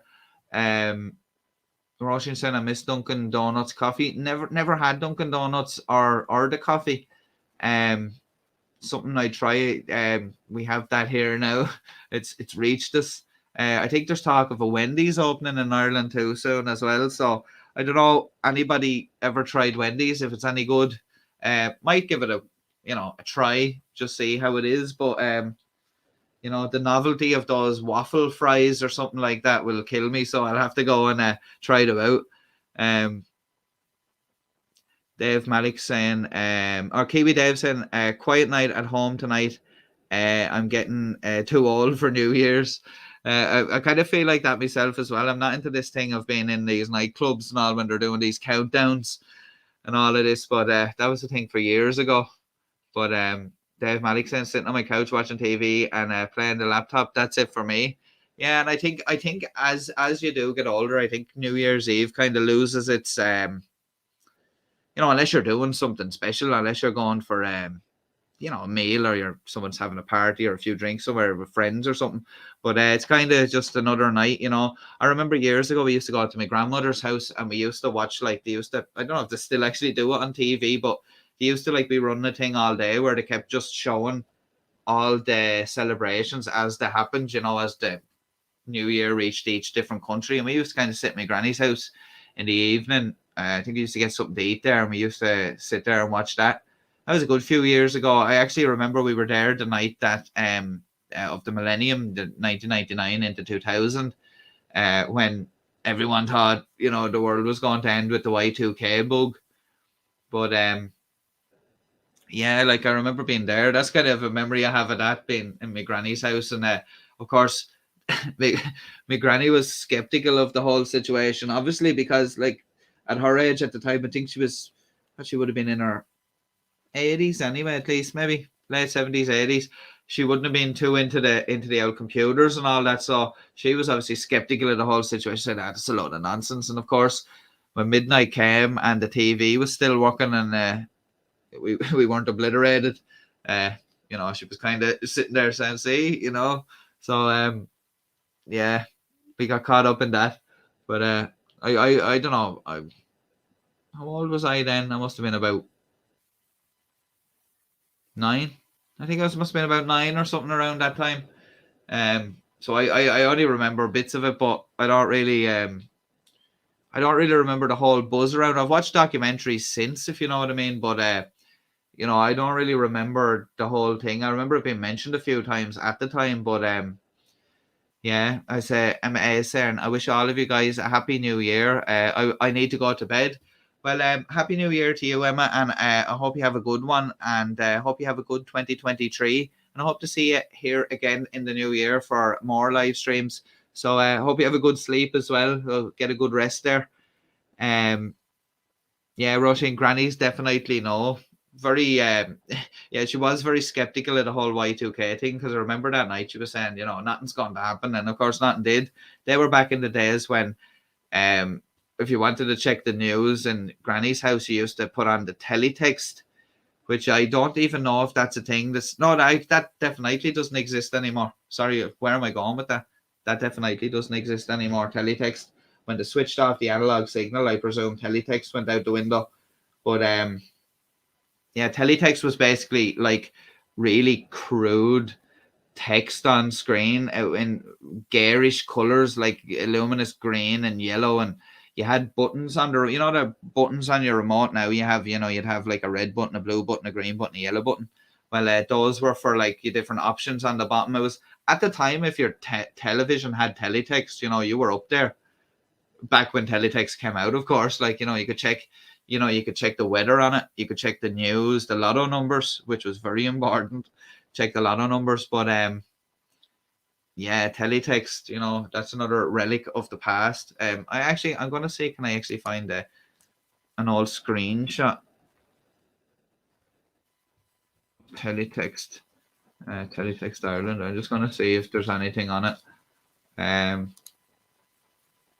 Yeah. Oh, I can't believe there's actually some images here. So got too excited for teletext there. No one's ever been that excited for teletext. Yeah, so I'm gonna put this up on screen here, and you can see this monstrosity. So this is what teletext looked like back in the day, of course. So you had your RTE guide, which was telling you what was going to come on next. Cutting edge at the time. But you had the upper edge on other people who had to refer to a magazine or a newspaper to find their thing. You could, you were taking it here. Also this over here, this one where the mouse is, the one in the far left, that is like the home page. I think it was page 100 was the home page. You had to type it in, and then the thing had to cycle through all the pages till it got to your number. And sometimes it'd glitch out and go past your number, and you're thinking, what are you doing? Why are you going past my number? And then you'd have to wait till it came back around again. So very frustrating, but at the time it was all we had, So you have your soccer there. That's another thing, also here we have this A to Z index. Over here we have the very cutting edge here. You have stuff to do with Iron, which is Irish Rail, which would be to do with the railways. Stuff to do with the Irish pound. That's how. So this screenshot here is from doesn't say what year. It was Saturday the 19th of January, back in the pound days. So that was obviously before 2002. There, the Irish top 30, so you could check out the charts. So, like, you know, you were definitely really couldn't check out the markets there as well. Stuff to do with mortgages, what was on in the cinemas. I'm telling you, like, we were spoiled back then with the information. Little did we know in a few years' time the internet was going to be so accessible to people, and teletext was just going to be a relic. Teletext days were numbered, I have to say. And you know, yeah, so very hideous there, but of course did the job at the time. So yeah, it's the small things that excite me. Definitely, I do get overexcited by shiny things, but Airtel, RTE Airtel teletext wasn't very polished. But yeah, if you had that on your TV at the time, you were balling, you know. So yeah, that was like, sorry, just said that was like the 4K of the early 2000s, late 90s, early 2000s. But yeah, teletext, just a memory now. Probably definitely. I don't know if there's TVs out there. Maybe there's a TV out there frozen with teletext on it somewhere. Someone has it preserved on the screen or something. But that's all we can hope for in regards to teletext. So now what we're going to do is we're going to take a look at a couple of short clips. Yeah, a couple of short clips we're going to take a look at here. Just going to get that off the screen. And while we're doing this, what we'll do is we'll just see what's going on back at O'Connell Street. We'll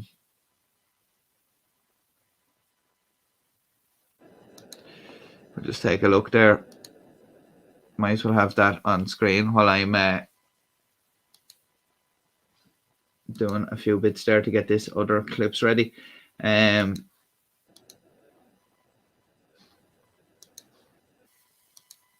Now, so that should be on the screen there.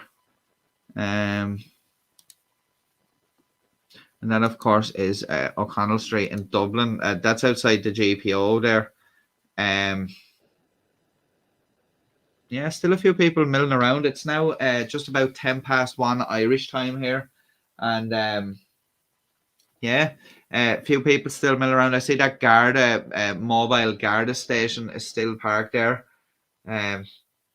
Yeah, it's probably seized up again this stage now because it's been there for way over 2 weeks or more, probably longer than that. But Roshan said we still have to use satellite for internet, no cable. And I know it's absolutely brutal over in the west of Ireland for broadband.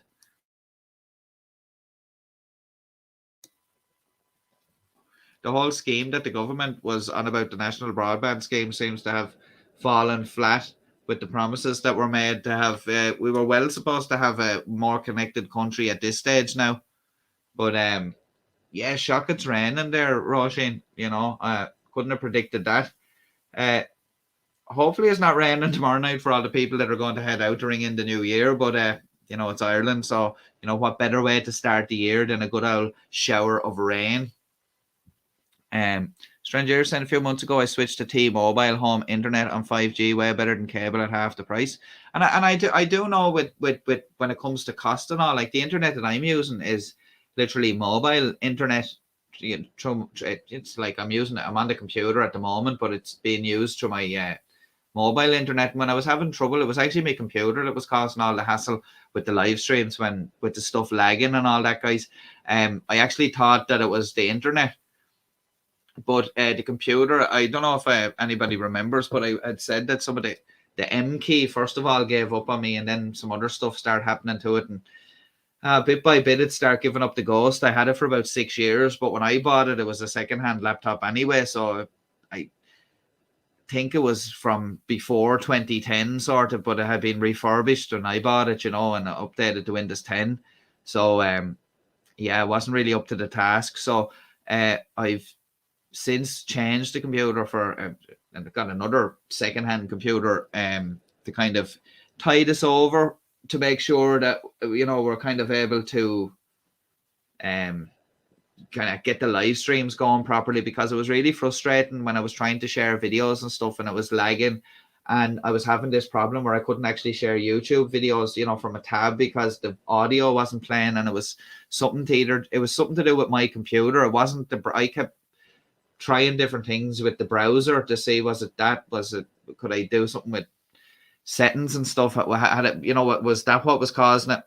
But unfortunately the computer was just that old, it just wasn't able for it. So anyway, we're more up to date now, so that's why things are working out a bit better, and it gives me more options as well. So setting up the live streams is a lot quicker than it was before.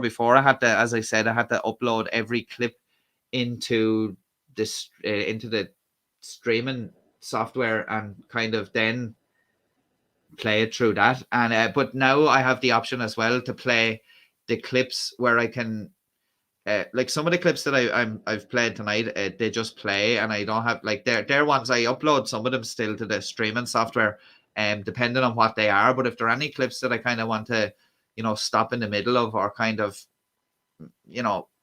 look closer at something, I have that facility now where I can actually share it and stop the video. So it is going to be a lot better, like going forward, like for stuff. So yeah, they're saying yeah, you're playing moving images now. You're moving images, not just static blurs, which is what was going on before. Especially when it comes to this, because just the computer wasn't able for it. But anyway, here we are. So yeah, I'm going to get another couple of clips here that we're going to take a look at. Just going to get rid of the text there and move that out of there while we get the clips up. So this is one. This is a funny one.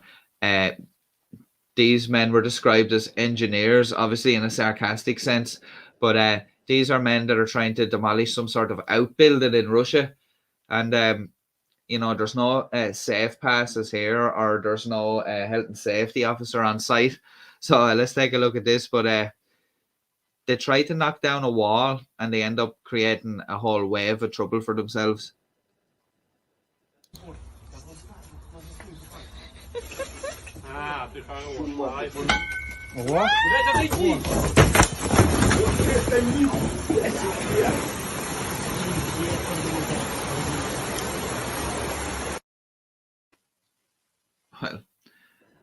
Well, we'll just play that again just for clarity's sake.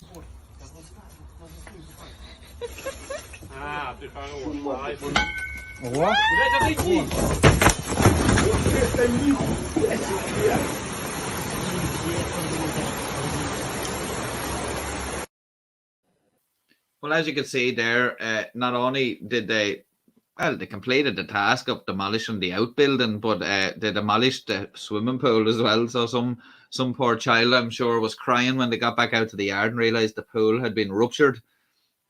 And of course, obviously, I'm pretty sure those men would have consumed a few beverages before they embarked on that home job there. And that's the case with a lot of these home DIY jobs. After a few drinks, they tend to go south fairly quickly.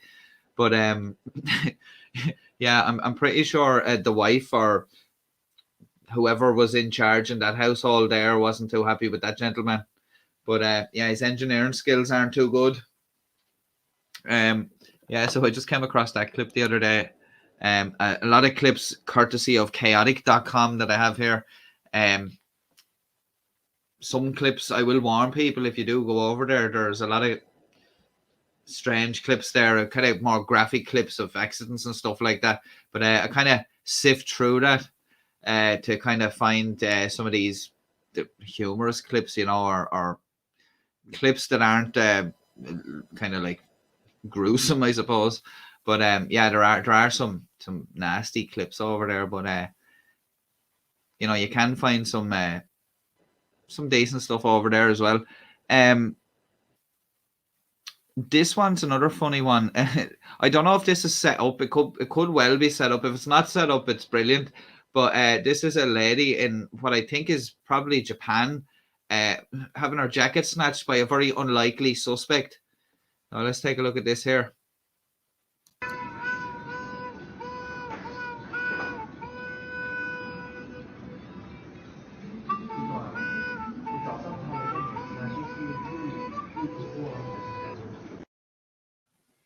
No, I'm not quite sure there whether that's a setup, you know, like I know the guy is recording, like probably is set up, but it's very well done, like, you know what I mean, anyway. But it'd be good if that did actually happen to somebody.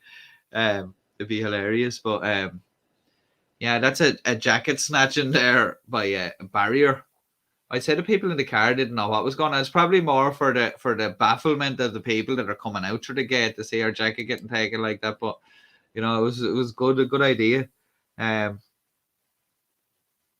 Yeah, that's right, Roshi. There probably is another one on the way from Ukraine. I seen that with a lot of stuff. Very bizarre. They were going down there and stealing a lot of household appliances like washing machines and cookers and stuff. But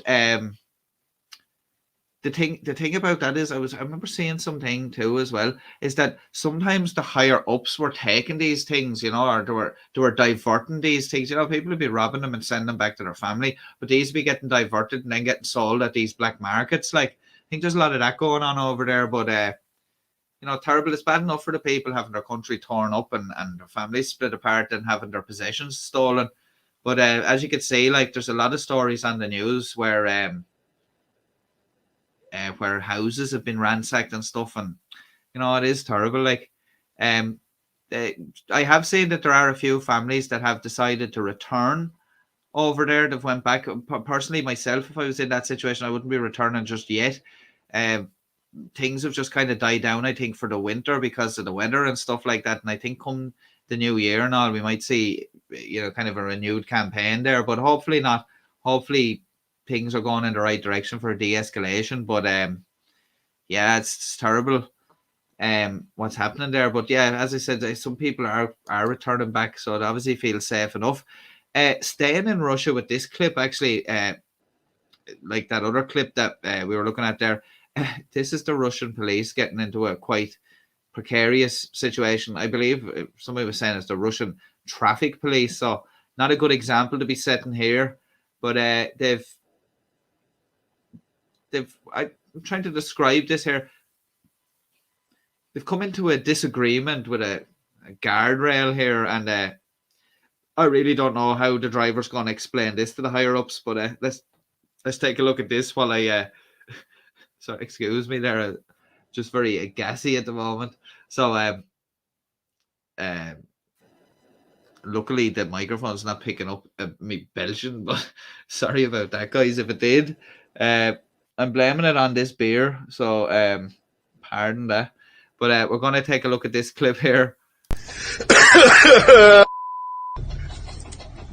Подъезжаю к станции, пробка. А тут дозорный сидит на дороге. Смотрит, чтоб по встречке не ездили. Красавчик вообще. Сидит лысик, скучает. Well, the driver of that vehicle there seems very, very happy that Strange Ears just saying who farted, and that's what I'm saying. That's why I had to emphasize it was a belch. And then when I actually said that, I thought that's not really that much better. You know what I mean? You know, we have to have some decorum here. It's escalating into a farce. But yeah, in that clip there, I don't know what was going on there. I don't know how they ended up on that barrier. Obviously not paying attention or something like that. But yeah, the guy in the truck was, I presume it was a truck. It's quite high up there. Was quite amused at the fact. So obviously not fond of the police, or just maybe just having a laugh at their expense there. But I don't know how they're going to explain that. Probably some damage done to the vehicle as well there. But yeah, I came across some of these clips. I just thought they were funny, you know. But here's another one we have here. This perpetrator's trying to escape from some officers that have arrested him. But as the clip's title suggests, and it's fact, gravity always wins. So let's take a look at this little short clip.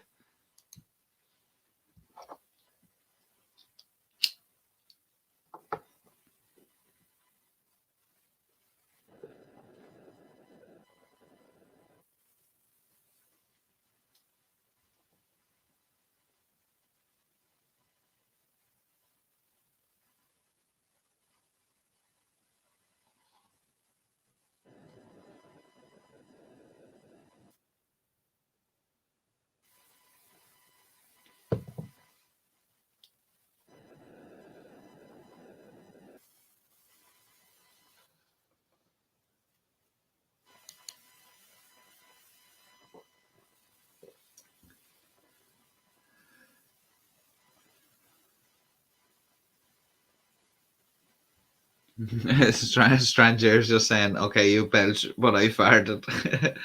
Well, at least we're being honest here. It's all about transparency here on the channel. So, we're not hiding anything from anybody.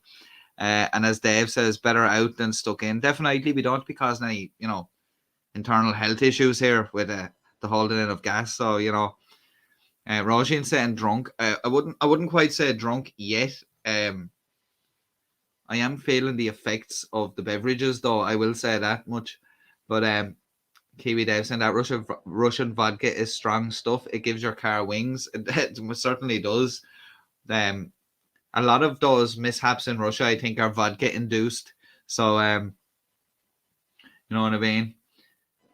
Yeah, he almost had it, Roisin, if not for the footwear. Definitely. He probably thought he was getting away. I wonder what his plan was later, like go around to his buddy's house and like get the Outlangle grinder out to get the cuffs off or something.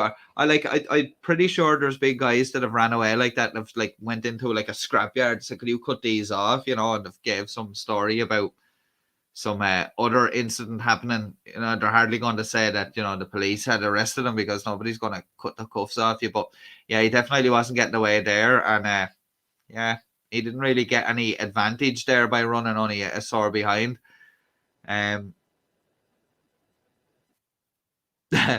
Roisin said, not you, the police. Oh, well, it's getting all blurry here to me, Roisin. That's probably why I'm getting confused. And Dave saying that's what happened when you wear Crocs.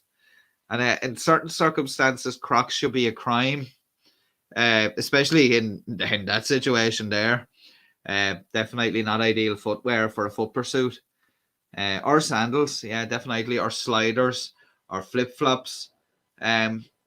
No, definitely runners or sneakers or trainers, however you want to call them. That's about it. I really don't know how some police forces, now some of them probably do, but a lot of police forces, the shoes look completely, totally and utterly uncomfortable and very cumbersome. So I really don't know how they actually manage to run in those, especially with all the equipment. You presume they'd have some sort of a running shoe or something like that, but I suppose a lot of them have to have a steel toe in it for safety reasons, so maybe that's why. Yeah. Pished. Definitely. Yeah. It's probably going to tonight may end that way. I think that we'll when it gets to that stage we'll just take the stream off air if we're getting that bad.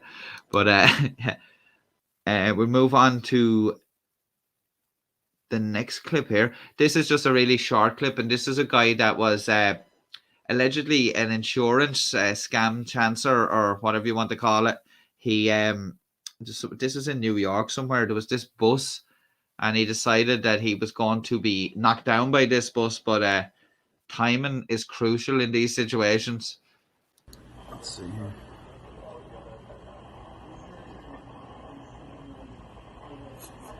Oh, it's even funnier when. We'll just have to have another look at that. Let's see here.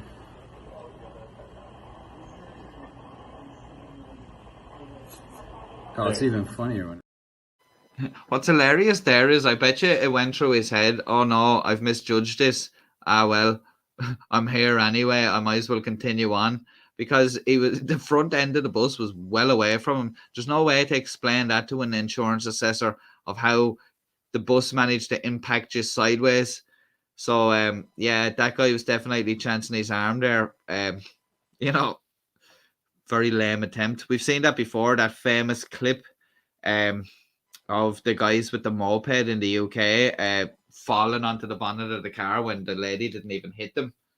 And that was for an insurance claim. The guy's friend just happened to walk out with his phone recording and all, but she had it on dash cam. And that's what I was saying. That's the importance of having a dash cam.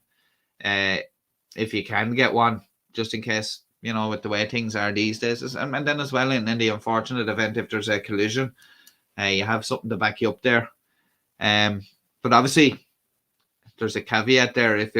If you're someone that's a bad driver, you're only incriminating yourself by capturing it. So you have to be on your best behavior. Not that I know that nobody that would be watching my channel here would be considered a bad driver. So nobody's going to end up on road rogues, I don't think.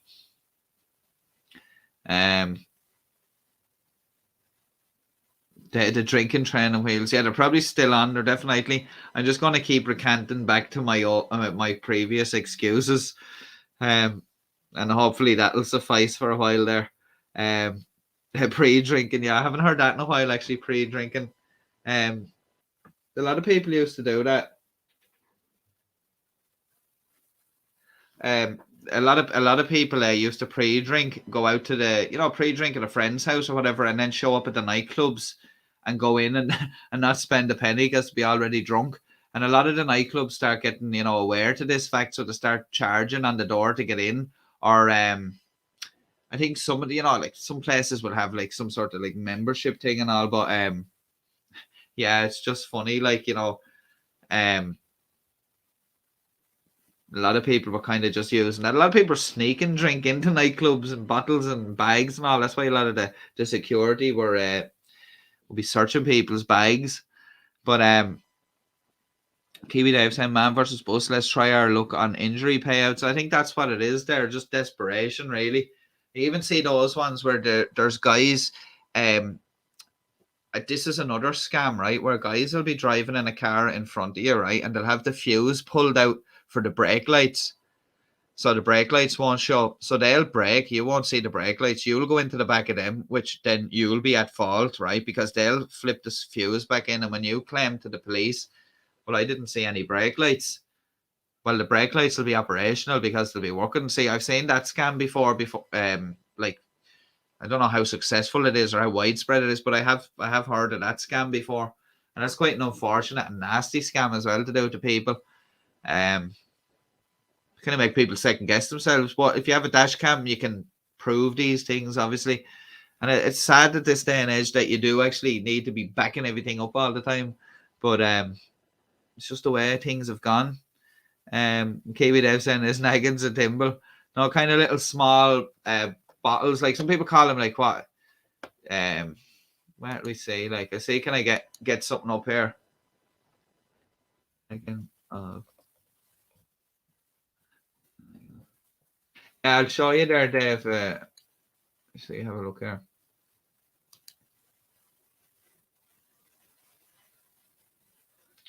I'll get this up on screen here when I get these. I get all these things off the screen. Asking about cookies and all the usual. Yeah, we get this up on the screen there and I show you. So this would be like what a naggin of vodka is. That sort of size, 35 cl. That sort of size, yeah. Fit in your bra. Yeah, people used to sneak them into like concerts, and I remember like teenage discos, people would be sneaking them into. Kind of like just stashing it,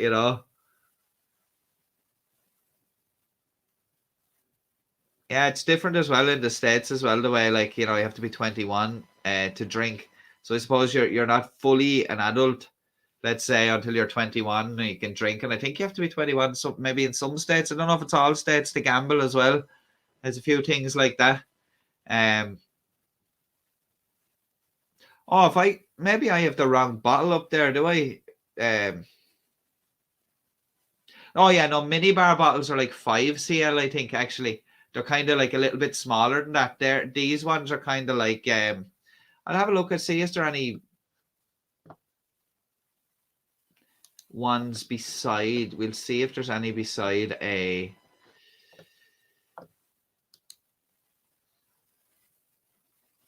There's no pictures of it there beside I just saying there now that we're talking about it. It just came up in the search results there, an article on the Irish Independent saying there's about a sneaky. There's some article there. It's a premium article. I can't read it all, but it's saying something about just from a couple of years ago, some drinking craze, and they were just saying about a sneaky nagging game. I've never heard of that.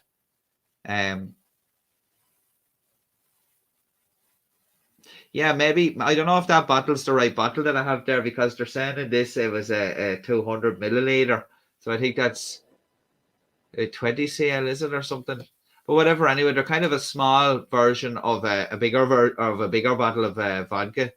No, Roisin, no, definitely never done anything like that. Yeah, only know from reading about it or whatever that sort of stuff goes on. But yeah, a lot of naggins were snuck into places. Still quite popular in naggins. But I actually seen one thing I have to say is I seen pictures somebody had on social media a long time ago there.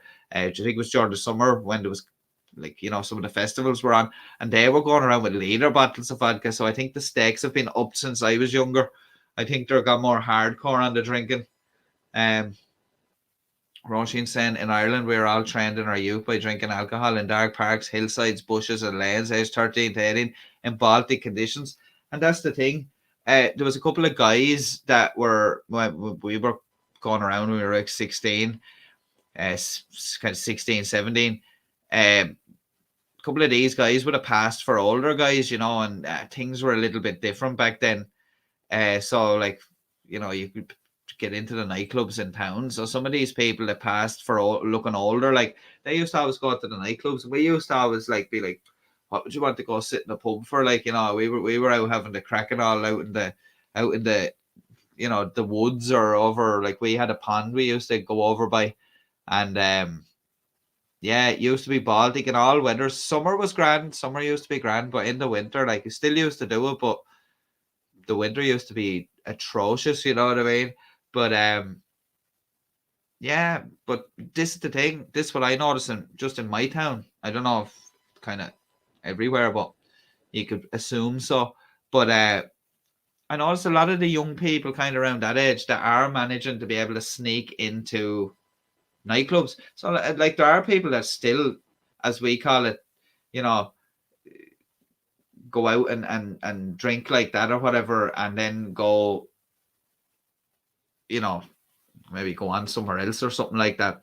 People still do that, but a lot of young people kind of just go straight and try to get into these nightclubs and all that. And some of them do get in, and yeah, you know what I mean. We used to think they were strange wanting to go sit in a pub. We thought it was better crack outside, but then obviously when you get older, you realize the pub has its comforts.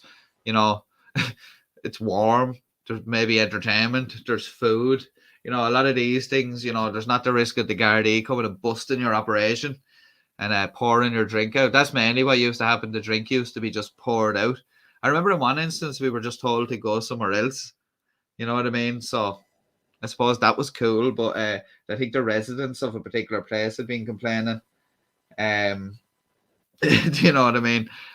We were on this river area, and there was these flats nearby, and I think the nearby at the flats, the people had complained, so the guards came down, moved us on, and I think we got moved on a second time. There's quite a lot of people. There was a festival on in the town at the time, and we got moved on the second time. We just went home. You know what I mean? Like, because there was no point. But yeah, gaff party. That was another one. People still do that. People still go back to gaffs after the pub and all. But yeah, there used to be gaff parties. People's parents maybe have went away for the weekend. I know a friend of mine, his parents used to go away regularly enough. They had a house in Spain. They still have a house in Spain, but he used to travel down there, and he used to have quite a few sessions in his house. At times, quite a lot of damage that had to be explained to the mother upon her return, including a very expensive plant pot that she was quite fond of. Quite a big one. It was kind of this was a gigantic ornamental pot that was about up to the height of your hip, you know what I mean? And somebody broke it. I think they were kind of had a bit too much, obviously, and hit it a kick or something, some form of aggression on the poor plant pot. So that was destroyed. He had to explain why that happened. I think it was like €90 for this pot. So she was quite upset about that. And then his father had some gin down there, and that was stolen. One time, it was gin that was quite hard to get here at the time or something. So yeah, so there is a cost to these house parties. House parties are great to go to when they're not in your house. You know what I mean? You have no clean up. You've no, how you cannot enjoy a house party in your own house, especially like back then. Like maybe now, you have your adult friends. They have a bit of decorum about them. They can come in and behave. I know there'll always be one, but they'll behave. You know what I mean? And plus, when they're older, people that have jobs to be able to pay for the damage that they've caused. Back then, when you're a teenager, it was just damage was done. Sorry was said to mammy, and there was probably some retribution like dealt out there about punishments, but there was another session then shortly followed after. Stranger saying, got to get back to work. Happy New Year, everyone. I didn't know you were working, Stranger, so hopefully work's going well for you, and Happy New Year to you. Hope it's a good one for you, and hope work goes well for you, and hopefully you don't have too much longer left. And hopefully it's not too bad on you today, and it's you get to get home and have a bit of a relaxing evening. So take care of yourself there. And Dave said that's not what we used to do at gaff parties. Wink, wink, nudge, nudge. Definitely not. There were respectable gaff parties with wine and cheese boards, not 6 cans of Tuborg and a chipper from up the road or something. You know what I mean? Very bad for the neighbours, though. We all spilled out into the streets, obviously in a very bad state.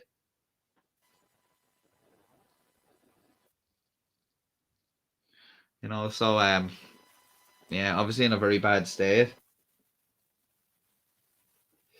But yeah, just catching up there, having a look through the comments. Motion saying until the owner of the house calls your mammy. Yeah, that's right.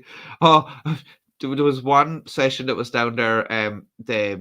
His auntie had actually called down. She had a key to the place. She literally, like, there was a session going on with quite a large number of people in the house, and the auntie just walked in through the front door, like, and milled through the people until she found, my friend it was his house, like, and was like, what's going on? And he's like, nothing, and it's like, it's clearly a large session, so she was like, does your mother know this is happening? And it was, the usual, well, no, like, but she was fairly cool about it. She kind of just said, start winding it down, and we leave it at that, as long as there's no damage done or anything. Probably she was sent down as a kind of a reconnaissance after the last incident with the plant pot.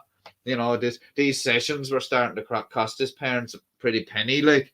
So yeah,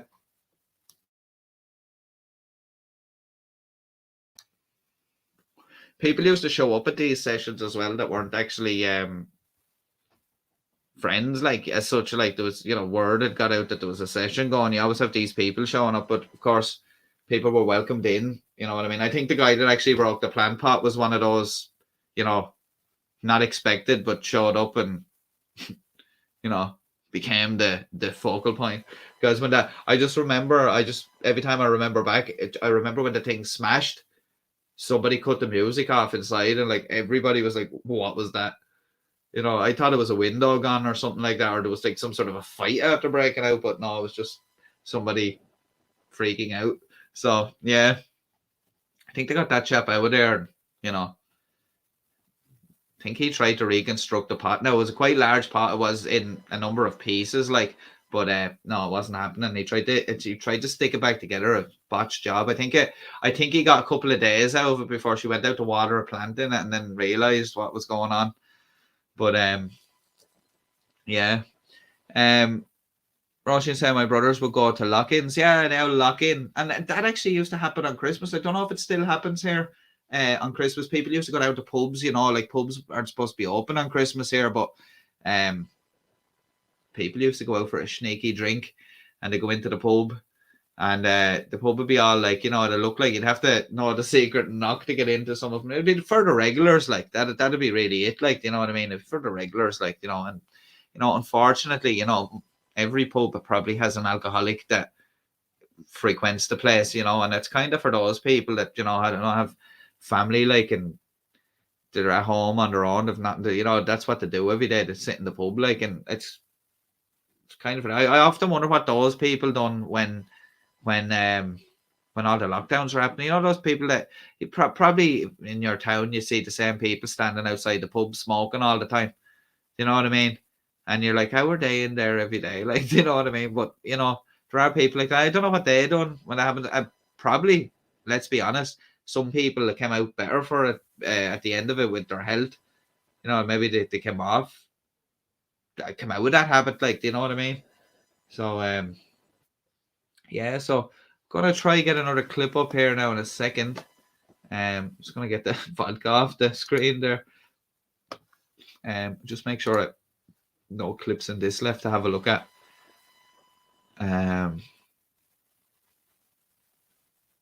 No, we've looked at all the clips that I have loaded into this, so we're going to just going to stop that there. Just going to do a bit of tidying up here, get rid of some of these clips that we've had a look at, so we know where we are.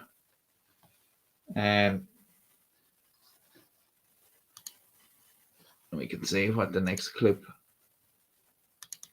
I just got to take a second here. It's not a choo-choo moment, Dave. It's just a technical side here. We're trying to find something else to. Yeah, so this clip is another Florida clip. It's a guy who actually stole a car with some passengers in it, and quite shocking passengers, if I must say so myself. So I'm going to try to get this up here. And we're going to take a look at this. This is some body cam from the officer involved. Pretty sure this is in Florida. Not 100% where exactly in Florida, but I'm pretty sure this is from Florida. I'm going to share this up on the screen there now.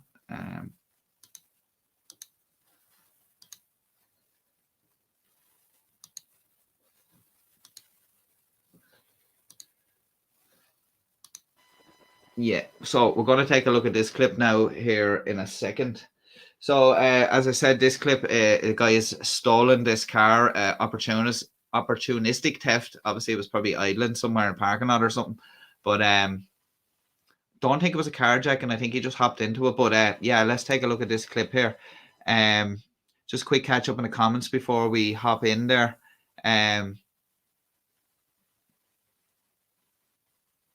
And then saying what gave it away? The water pouring out the cracks, gaping hole, and then Roger saying gaping holes. And Kiwi Dave said it was called home delivery. He's doing housekeeping. Yeah.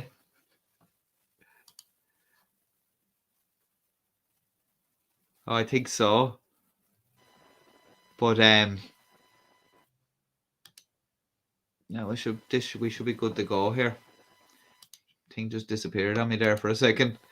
Hello to Chelsea May, who's just joined us. Happy New Year to you. I hope you had a good Christmas, and I hope you have a good New Year as well. Thanks for joining us.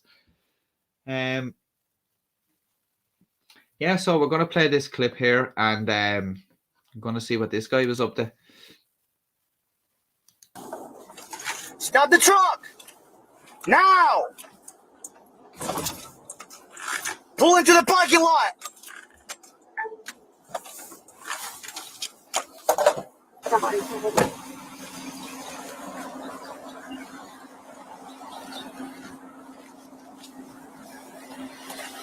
Roll the window down.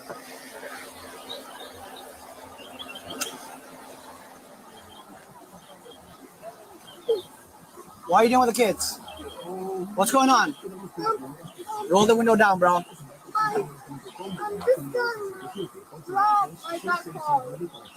This is not your car?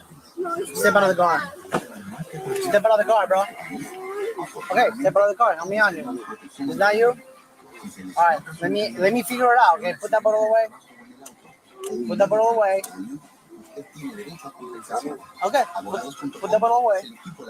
Okay, now step out of the car and help me out. Okay? What do you mean, not you? Not me. Okay. So let me figure it out. I don't know what's going on. Step out till you figure it out. You're gonna step out. I cannot let you. Give me the car keys. Give me the car keys. Give me the car keys. I know where your dad is. I know where your dad is. I saw him running this way. Give me the car keys. I'm not asking you twice. Give me the car keys. All right. Step out. I don't know. I step out. I need to figure out. I cannot let you in the car. But step out, you're gonna punch me. I'm not gonna punch you, bro. No, I promise you. You will. I promise you. You will. If I step out, you're gonna punch me. Raise it 103. Raise it 103. Good on 94. Unit Academy Port 15th and 137. Is this? Yeah. All right, step out of the car. No, it's not like that. Step out of the car, bro. Step out of the car. Come on. Step out of the car. Step out of the car. Stay here. I need to figure out what's going on. That's all. Over to Razor 103. Razor 103. Come here. Do you need your 94, 1018 or Eastern 4? I'm 10-4, not 10-18. All right.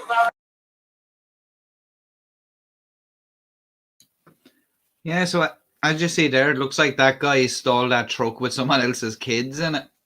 So quite shocking for the parents of those kids. Now, I don't know what the backstory was, whether the truck was left unattended. I hope not anyway. That's just really neglectful. But it could have been just snatched, brief minute where they ran into the house to grab some. But this guy took the truck with the kids in it, and quite shocking. Now, I don't think he was actually trying to snatch the kids. I think he just took the truck and the kids were in it, and I don't know if he's going to leave them out somewhere down the road or something like that. That has happened, but very shocking for the parents there, and a terrible situation. But good that the police got this guy stopped before any harm came to the kids there, and looks like the truck's fairly intact. So at least this guy stopped and he didn't damage the truck. So a good conclusion to that situation. But I think that was in Florida there as well. And Dave has actually jinxed me there. I don't know if he's still there. He's left for the bathroom yet, but he's jinxed me because now that he said that, now I've thought about needing the bathroom. So when I play my next clip, I might just take a bathroom break. So if the clip plays out before I get back and I'm not here, I will be back. It's just I just haven't made it back in time. But just want to shout out there to EMPB who's joining us there. Very good to see you there. And as Roisin said there, you're never late here. There's always something going on. So I hope you had a good Christmas, and I hope you have a happy new year as well. Dave Malik saying if he was going to punch you, he would have already. Yeah, that's the thing. A lot of these people as well think that they're a bit too. This is quite after quite a lot of interaction with the police. Start saying, "Oh, look, I think you're trying to harm me." Well, like, they've been talking to you for quite some time. Like, if they were going to harm you, they probably would have done it. But yeah, somebody. But then again, like, you don't know. Like, maybe you had a bad experience before or something, and maybe that's why. But I don't know. Like, I just seen what Roisin said there. I don't know if you're referring to the officer or the guy there. Yeah, he could be one of those EMPB that's involved in. He's just saying they're involved in everything that's not good. Yeah, I think so. Well, like, you know, when you don't really have any morals there about just like taking off in the truck with some kids in it like that, you kind of, you know, you don't really care, like. But hello there as well to Tanny Super Necessary BS Detector. So we've have that's just quite a long name there. Good to see you. And hope you had a good Christmas and Happy New Year to you too. And just caught me off guard. I just seen the real long name. I was like, what? And Rosie said, of course, in Florida. Of course, in Florida. Always in Florida. I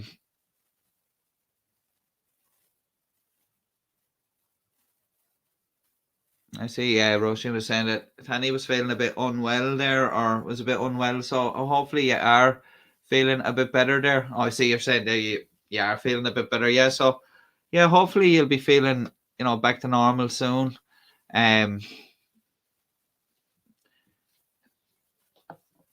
The comments have got away from me a bit there. Now I'm trying to.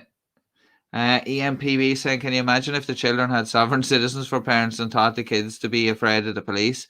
Yeah, imagine that, and the kids start kind of freaking out, kind of make the situation a lot more tense for the officers and stuff. Like, they'll probably be afraid of going with the police, you know?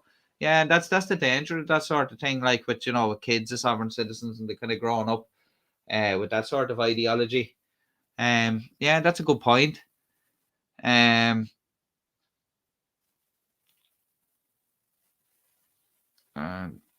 Just trying to go down and catch there. Yeah,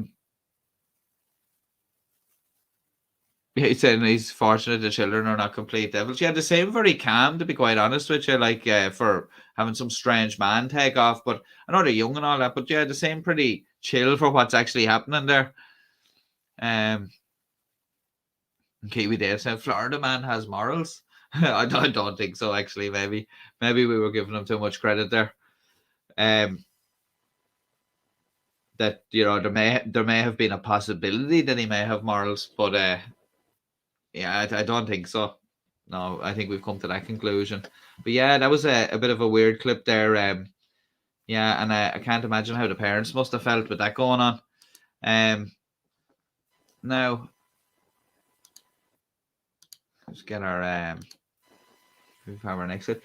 Next clip here is of a thief in Brooklyn, and it's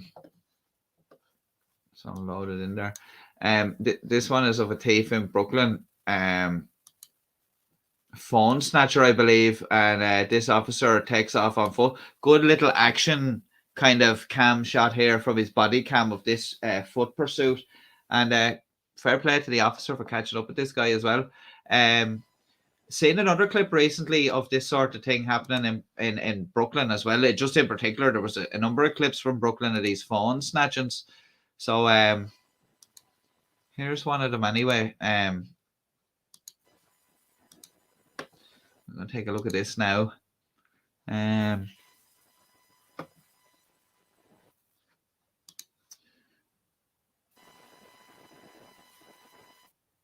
Yeah, EMPB saying there, yeah, do the kids freak out about the police or the stranger? That would be a mess. It would be, yeah, they wouldn't know what to do. Like, but see, that's the thing. That must be pretty traumatic for like sovereign citizen children, like to have to like, you know, like, you know, you ever see those things in some of those like sitcoms and all where the parents would be, you know, forcing the kid to do like violin lessons that they don't want to do, and you know that's one thing, like, you know what I mean, like I wouldn't call that traumatic, but when you're kind of like teaching them that, you know, everyone's against you and that, like, you know, you have the right to do all these things, they actually don't, and like if anyone tells you different, just argue with them, like, basically. But yeah, it's not good. Like, it is kind of I suppose it is a type of neglect, I suppose. You're not really setting them up for success in that situation. But yeah, let's take a look at this Brooklyn clip. Kiwi Dev said home and TLC waterfalls to tease Degenerate Watch. Did you? Yeah, you must have been there when I said that about going to for the bathroom break. Actually, should have before I play this clip, should have actually thought, no, I should get there and back. We'll see how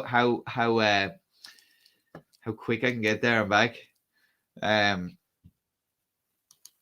should have picked a slightly longer clip, but sure, what can you do? Now, hang on there. So yeah, we're going to take a look at this clip here, and I'll be right back.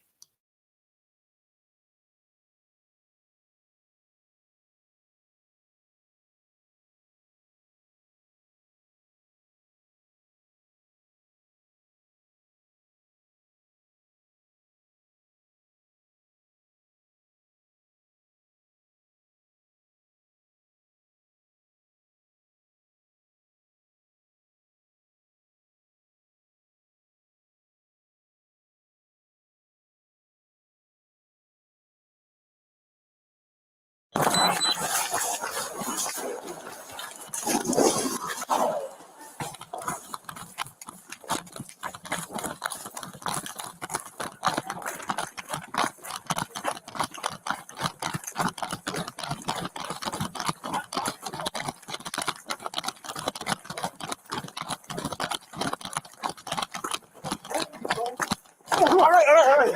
Get your ass down. Get your ass down. All right. Turn around. All right.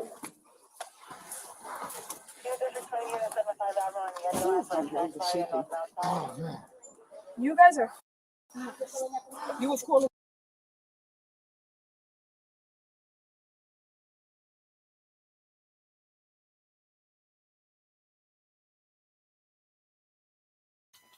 I almost made it. So just before the end of the clip there, I will say that as I was coming back into the room, the clip was just finishing, if anyone wants to believe that. But yeah. Dave said you clearly have never heard someone learning violin. I suppose yeah, I don't know why the parents would put themselves through that, because they'd be practicing at home, and at the start they're very bad. Well, Roger said, "Wow, he is fast."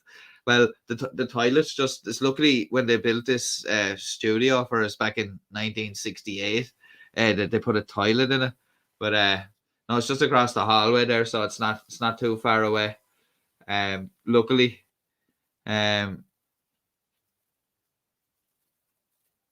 Oh yeah, I actually just realised that there, Dave, the runner or me. Yeah, I wasn't quite sure. Bowen, I suppose, was quick at getting back, but he was quite quick. The officer was quite quick too. The other clip that I seen, the officer was absolutely quick. He could have been actually put some sprinters, give him a run for their money. I think I'm pretty sure he was police. I think they were NYPD. It was in the other clip that I seen from another phone snatching in Brooklyn.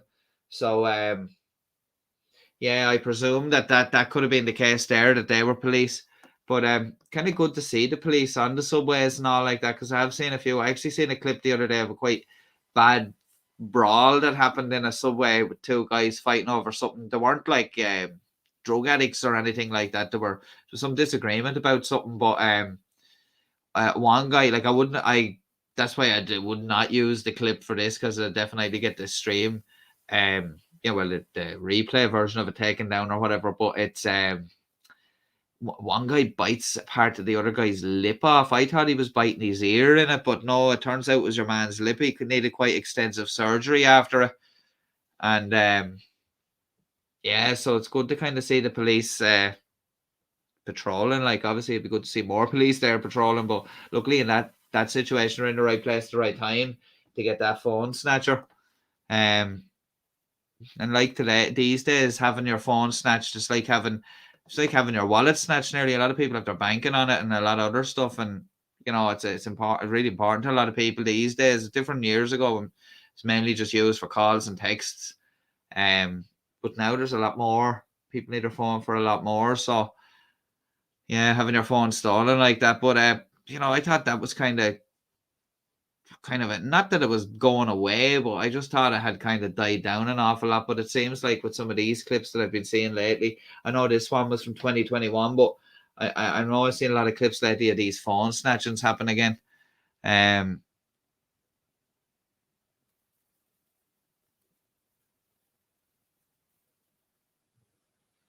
But yeah, crazy though. Yeah, that guy was caught anyway, luckily. So that's those clips there. I'm just checking here to see. Yeah, and AMPB said there that it's such a pain to get everything back into a new phone, and yeah, that's true as well. Like, it's the cost as well of having to go buy the phone, and then like you're saying, it's all the effort of getting all your apps back, and then if you had stuff on it that you hadn't backed up yet, like your photos or anything like that, you may even have other stuff on it, like email accounts that you're signed into and all, like, or whatever, and if they're able to somehow get into it or so, you don't want people like personal information and all that either. Just trying to check which of these two clips here. Yeah, so in our next clip here, we're going to Atlanta in Georgia, and this is a car police pursuit clip where it was a drug dealer in Georgia. I think, I'm not sure if I have. Just have to say there because I might have.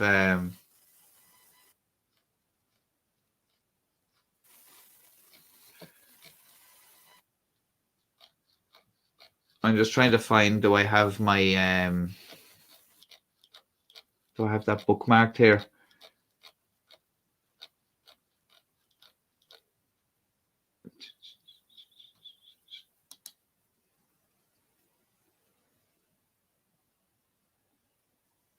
Yeah, so yeah, it's in Atlanta there. I thought there was a bit more detail about it. I was just checking it out there. No, there's no more detail, but it's a car thief apparently in Atlanta. And we're going to take a look at this clip here now. This is probably the clip I should have played when I was heading off for the toilet break that time. But just before we head into the clip as well, let's get the clip into the.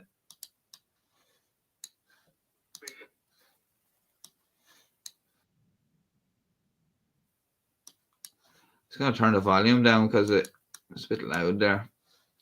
Now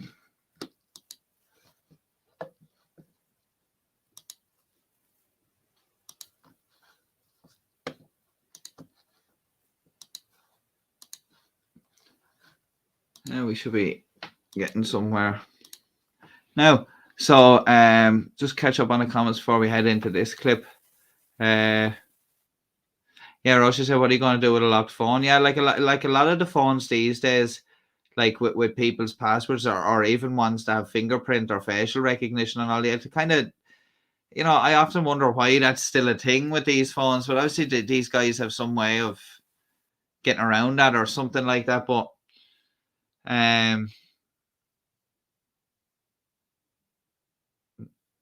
yeah, Florida man is the elusive.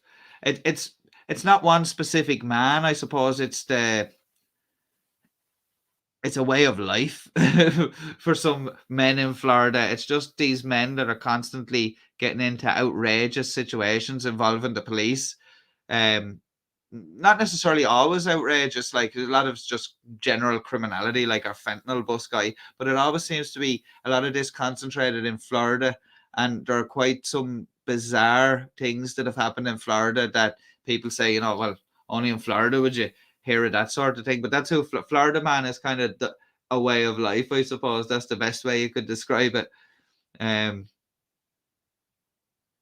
Yeah, I like that, Roisin, as well, the way they're so transparent. There's a few states that are decent, like, well, like, in the individual police forces are fairly good at updating like body cam footage, dash cam footage, stuff that's going on. So a thing I seen recently was, I think it's in Los Angeles, the Marietta police department had a post up. I followed them on Facebook. They had a post up the other day where they were talking about twice in the last year they've had to issue a warning to people that when, as much as you think, this is what they were saying, as much as you think you're in the latest Netflix, series, or you're on the set of some movie, when the police are out on the streets armed with rifles and they're like surrounding a building, don't stand in the line of fire, right? They had a couple of photographs up of people like standing in the direct line of fire where police were facing off with some suspect who was barricaded inside a building with a weapon, like. And these people were like, oh, look what's going on over there. Let's go over and stand there. And like the police were telling them to move away. But of course, police try and deal with that. And there's only so many times you can move people back, but they're still in the line of fire, you know. And people just need to have a bit more common sense. But I was just saying, like, they were having to give out to people about, like coming to scenes. They're saying we tell people to stay indoors for a reason. And it's to keep them out of harm's way, really. Like, so, we're going to take a look at this clip, and this is we're probably going to wrap up the stream now shortly here. And as I said, I have a couple more clips and one or two little news stories to cover. But what I will do is I will cover them in the next live stream when it happens, which will be probably maybe New Year's Day. I presume it won't be tomorrow. I know I have a few things planned for tomorrow. As I said at the start of the stream, I'm going for a bit of dinner tomorrow and all that. So probably won't be around tomorrow evening for to do a stream. And I know a lot of yous will probably be doing something or, whatever.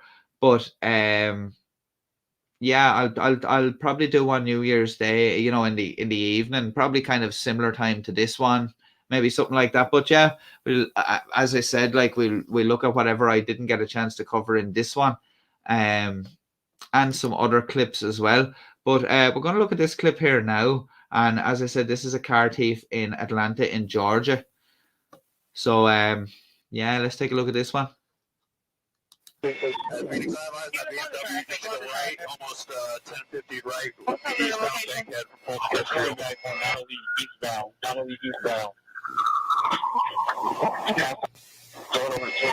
Copy. He's blowing lights, driving reckless, eastbound. Donald Lee going over 285 right now. Yeah, from eastbound, past Harwell. Still eastbound, oncoming lanes of traffic. Still southbound H.E. Holmes.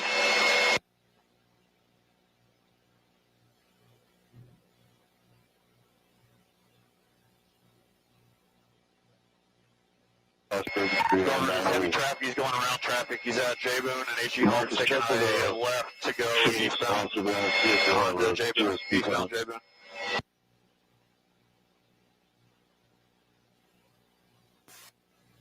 Still eastbound J. Boone. Oh, yeah, just trying to just be waiting for Mallory. Going out 1050 in the woods. Do another vehicle up into telephone pole 1050 on H.E. Holmes. Driver's out.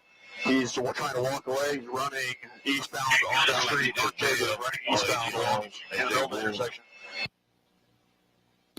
Cutting northbound through the field. He's got a unit right on. Just fell. He just fell. He's in that field right there on the ground. Just got to keep running. He's running northeastbound along H.E. Holmes. It's going to be a black male wearing blue jeans, tan shoes, and a white hoodie.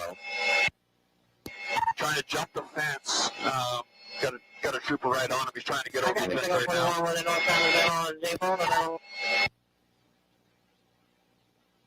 He's trying to climb the hill. It's heavily wooded. He's trying to get through. He's got two right on his tail. All right, he's giving up. He's getting giving up. Thanks.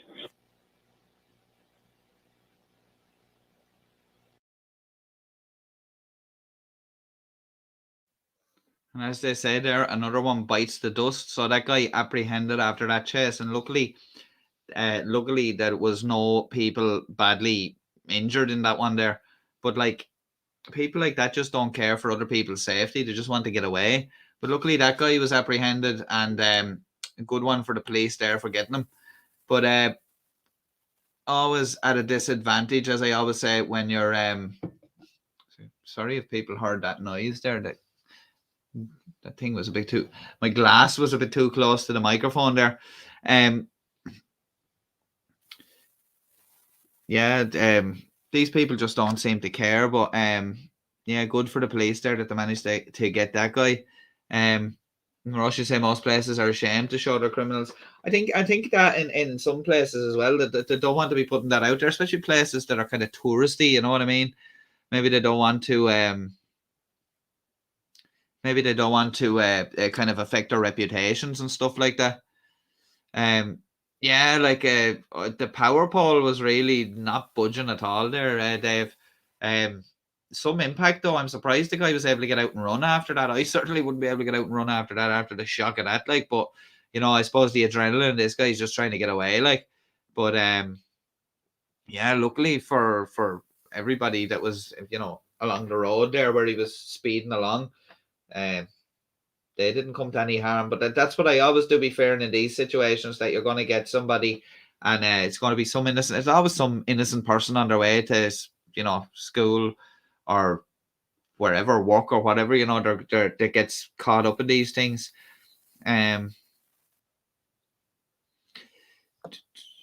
Kiwi Dave saying there, welcome Robert Morley. I don't see Robert in the comments there, but if you're there, Robert, hello to you, and I hope you had a good Christmas. And as I'm saying to everyone, hope you have a happy New Year as well, and I hope it's a good one for everyone. Now, hopefully that we're going into a new year. It'll hopefully now it'll be a good one, but I suppose everything's good after those couple of years that we had there, but hopefully it's not things aren't sliding back in, because there's a lot of cases now with the in the hospitals here recently and stuff like that. So, and there's a lot of worrying news coming out of China about spread over there. So hopefully hopefully we're not getting back to this situation again where we're going to have lockdowns and stuff. It gets out of control. But yeah, I see Robert there now. Yeah, no, I wasn't sure. I just hadn't seen anything there, and then I said, oh, maybe I missed a comment. Maybe it's further up. I was trying to find it there. Good to see you, Robert.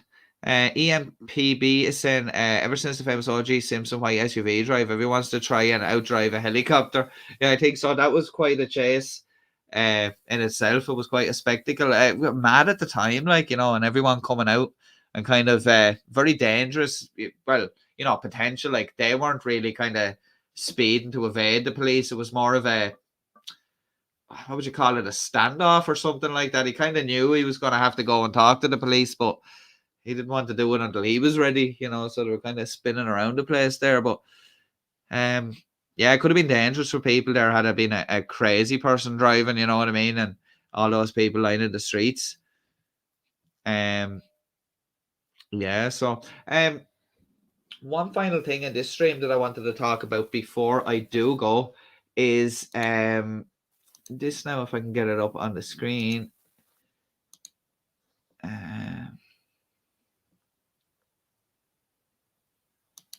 So where I'm living is in County Wicklow, and County Wicklow, you learn something new every day. I only learned recently that County Wicklow has the largest concentration of Christmas tree farms in the country, and the Gardaí have launched an operation since the start of Christmas, kind of the start of December, sorry, not the start of December there, in order to protect these tree farms, because they were being robbed.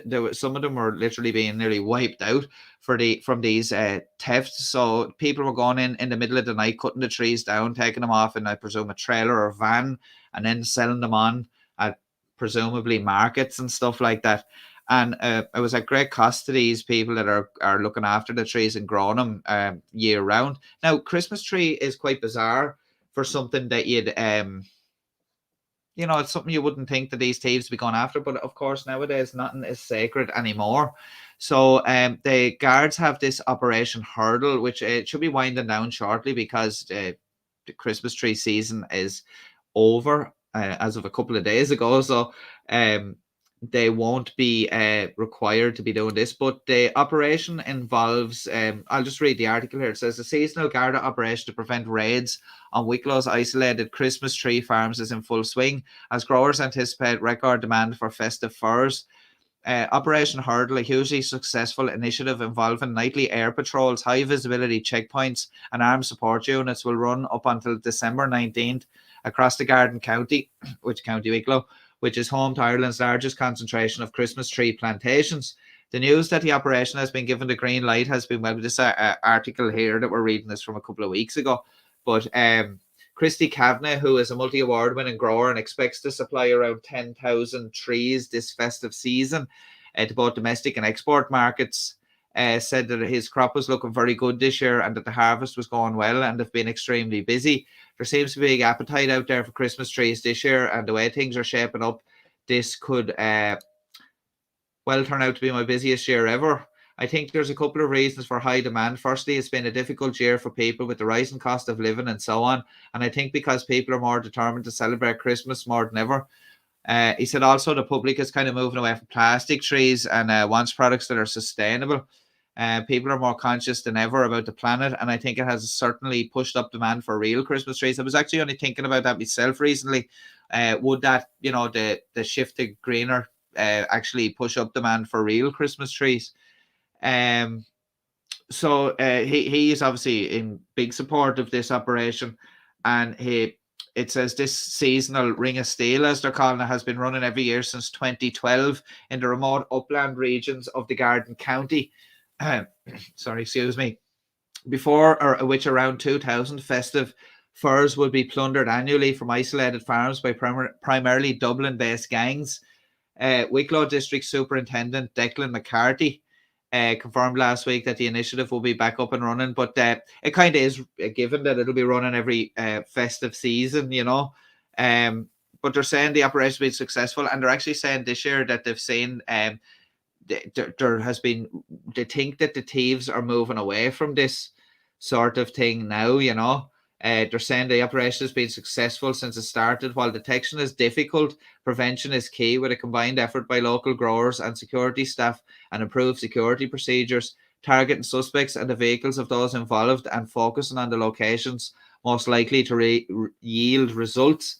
Operation Hurdle was favourably commented upon by those in the business and have requested that your operation be repeated again this year. But the consensus is, because I was reading another article in the Irish Examiner that was saying that the consensus is that this is having an impact, that these gangs are losing the appetite for stealing these trees. Just it's not worth the risk with all this extra guard of presence and stuff like that. So good for those growers since that operation's been running, because some of them are getting hit very, very hard. So something you wouldn't really think of, and something I just wanted to cover because of the time of year that it is. And I thought that was quite an interesting one, with stuff you usually see being stolen around Christmas trees, or around Christmas, being Christmas presents, electronics, stuff like that from house burglaries. Christmas trees from a farm isn't something that you really think of, but of course, nothing sacred anymore. Only reading in the paper today that there are farmers in Wicklow complaining that they have lost a number of sheep. A livestock theft is on the increase in Ireland. I think they're saying 1,100 or something animals have been stolen this year. 300 of them in County Wicklow, mainly sheep. So, not very good for the farmers and people that are struggling already. I think they're saying that sheep, I think the whole thing has cost something like 187,000 euros worth of, like loss or whatever like that. They were saying the article I was reading. But yeah, terrible at this time for people to have their livelihoods taken like that. And yeah, good for that operation there. So hopefully, sorry, excuse me, I've the hiccups now. So a terrible unprofessional stream here tonight. I do apologize, people, but that's just how it's ended up here. But hopefully we can smoothen things out for the next one. I obviously will not be having a beer, but well, you can have one beer, but having a number of beers, maybe not a good idea. Yeah, and Roshi saying livestock theft on the rise. Yeah, I was just reading about it. It's and agricultural equipment as well. So it's really bad. Really bad. The equipment's dear enough. The livestock is very expensive, and you're spending your money and your effort, and you care about your livestock, and you don't want someone else stealing them and going off with them. And you know, obviously it's bad for the livestock because they're being rustled out of the fields in the middle of the night and they're not being looked after. Like the farmers are looking after them. They're literally just treated like, you know, collateral, like they're just money, like, to these people. So yeah, you could say, oh, like, they're money to the farmers, but the farmer, like, cares about the welfare of the animal. Like, you know what I mean? These guys are just trying to make a quick buck. They don't have to follow any regulations or anything like that. So, you know, yeah, terrible carry on that's going on now, and I'm hoping that, you know, that livestock thing kind of gets stamped out a bit, because, well, it's stamped out altogether. But I mean, like, hope to do get a handle on it, because it seems to be increasing an awful lot. I just keep seeing it in the paper all the time, an awful lot increases. And what I do fear that I'm going to be seeing articles about in the paper in the next couple of weeks is people, animal shelters, talking about they're inundated with animals being dropped off after Christmas and people purchasing animals. And I don't know why people do that. They get animals that they can't look after, and then a couple of weeks after Christmas, everyone goes back to work and they realize the animals, whether it be dog, cat, or whatever, is too much of a handful, and they end up having to give it up to a sanctuary or something like that. It's just as sad. They put out a warning every year before Christmas and nobody listens. You know, yeah, people listen, but, you know, not, there's still people out there doing it. So yeah, terrible situation. A lot of the sanctuaries, especially some of the ones local to me, they just can't take any more in. They just need people to start adopting animals. And yeah, so hopefully in the next couple of weeks we don't start seeing that, but it's kind of something that's expected every time after Christmas. But yeah, I have had a couple more stories that I'm going to cover in my next stream. But yeah, I've basically covered most of the stuff we were going to cover in this one anyway. And it's getting quite late here. I'm going to be, might have something very small to eat, quick snack, and then head off to bed. Maybe in a little while. But yeah, I just had a brain freeze there for a second. That was a choo-choo moment. But yeah. I'm going to have a stream in the next couple of days. Like I said, I think I'm going to do it New Year's Day, but, you know, that evening. And yeah, we're going to cover a few more things. A couple of articles, as I said, I want to cover, and we look at a few more clips. But I appreciate everyone for coming along, and I hope you did all have a really great Christmas, and the Santa was good to you, and there was no coal left in stockings. But unless that's what you wanted. But hopefully everyone had a good Christmas, and hopefully everybody has a really good New Year as well. So because I probably won't see you guys, or you probably won't hear from me until after New Year has came in, I want to wish you all a very happy New Year, and hopefully next year is a really good year for all of us. And hopefully it'll be a really good year here at the channel. I'm hoping to, as I keep saying, but I'm making it my business to get back up on top of things again. I have 2 videos on the way. One, as I explained, was about that guy for the DUI guy from Florida. We're a Florida man again. And the other one is our first episode of the Sovereign Files, which I was supposed to have just at the end of November there, but it will be coming very soon. And yeah, I should have those videos coming soon.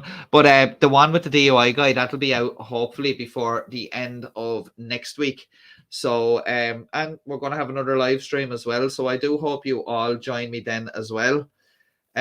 Yeah, maybe some dry toast to for a bit of soakage, Dave. That might be an idea. But yeah, I'm just having a look there. Yeah, Roisin, yeah, do enjoy your holiday as well. I probably will see you during the next live stream that we do. But if I don't, for whatever reason, I hope you do enjoy your holiday and you have a safe trip.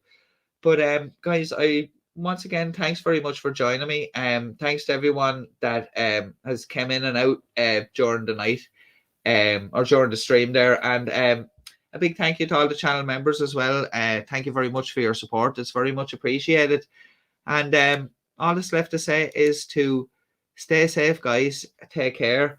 And I'll see you again very soon. But I hope you all have a great rest of your night. And as I said, a happy new year to everybody. And as Dave said there, if you would kindly please leave a thumbs up when you're leaving the video, as it really does help us out. But I will see you all again soon, and thanks very much for joining me. It was a lot of fun hanging out here tonight and looking at a few clips and a few news articles as well. So I'll see you all again very soon, guys. Stay safe. Take care. Peace.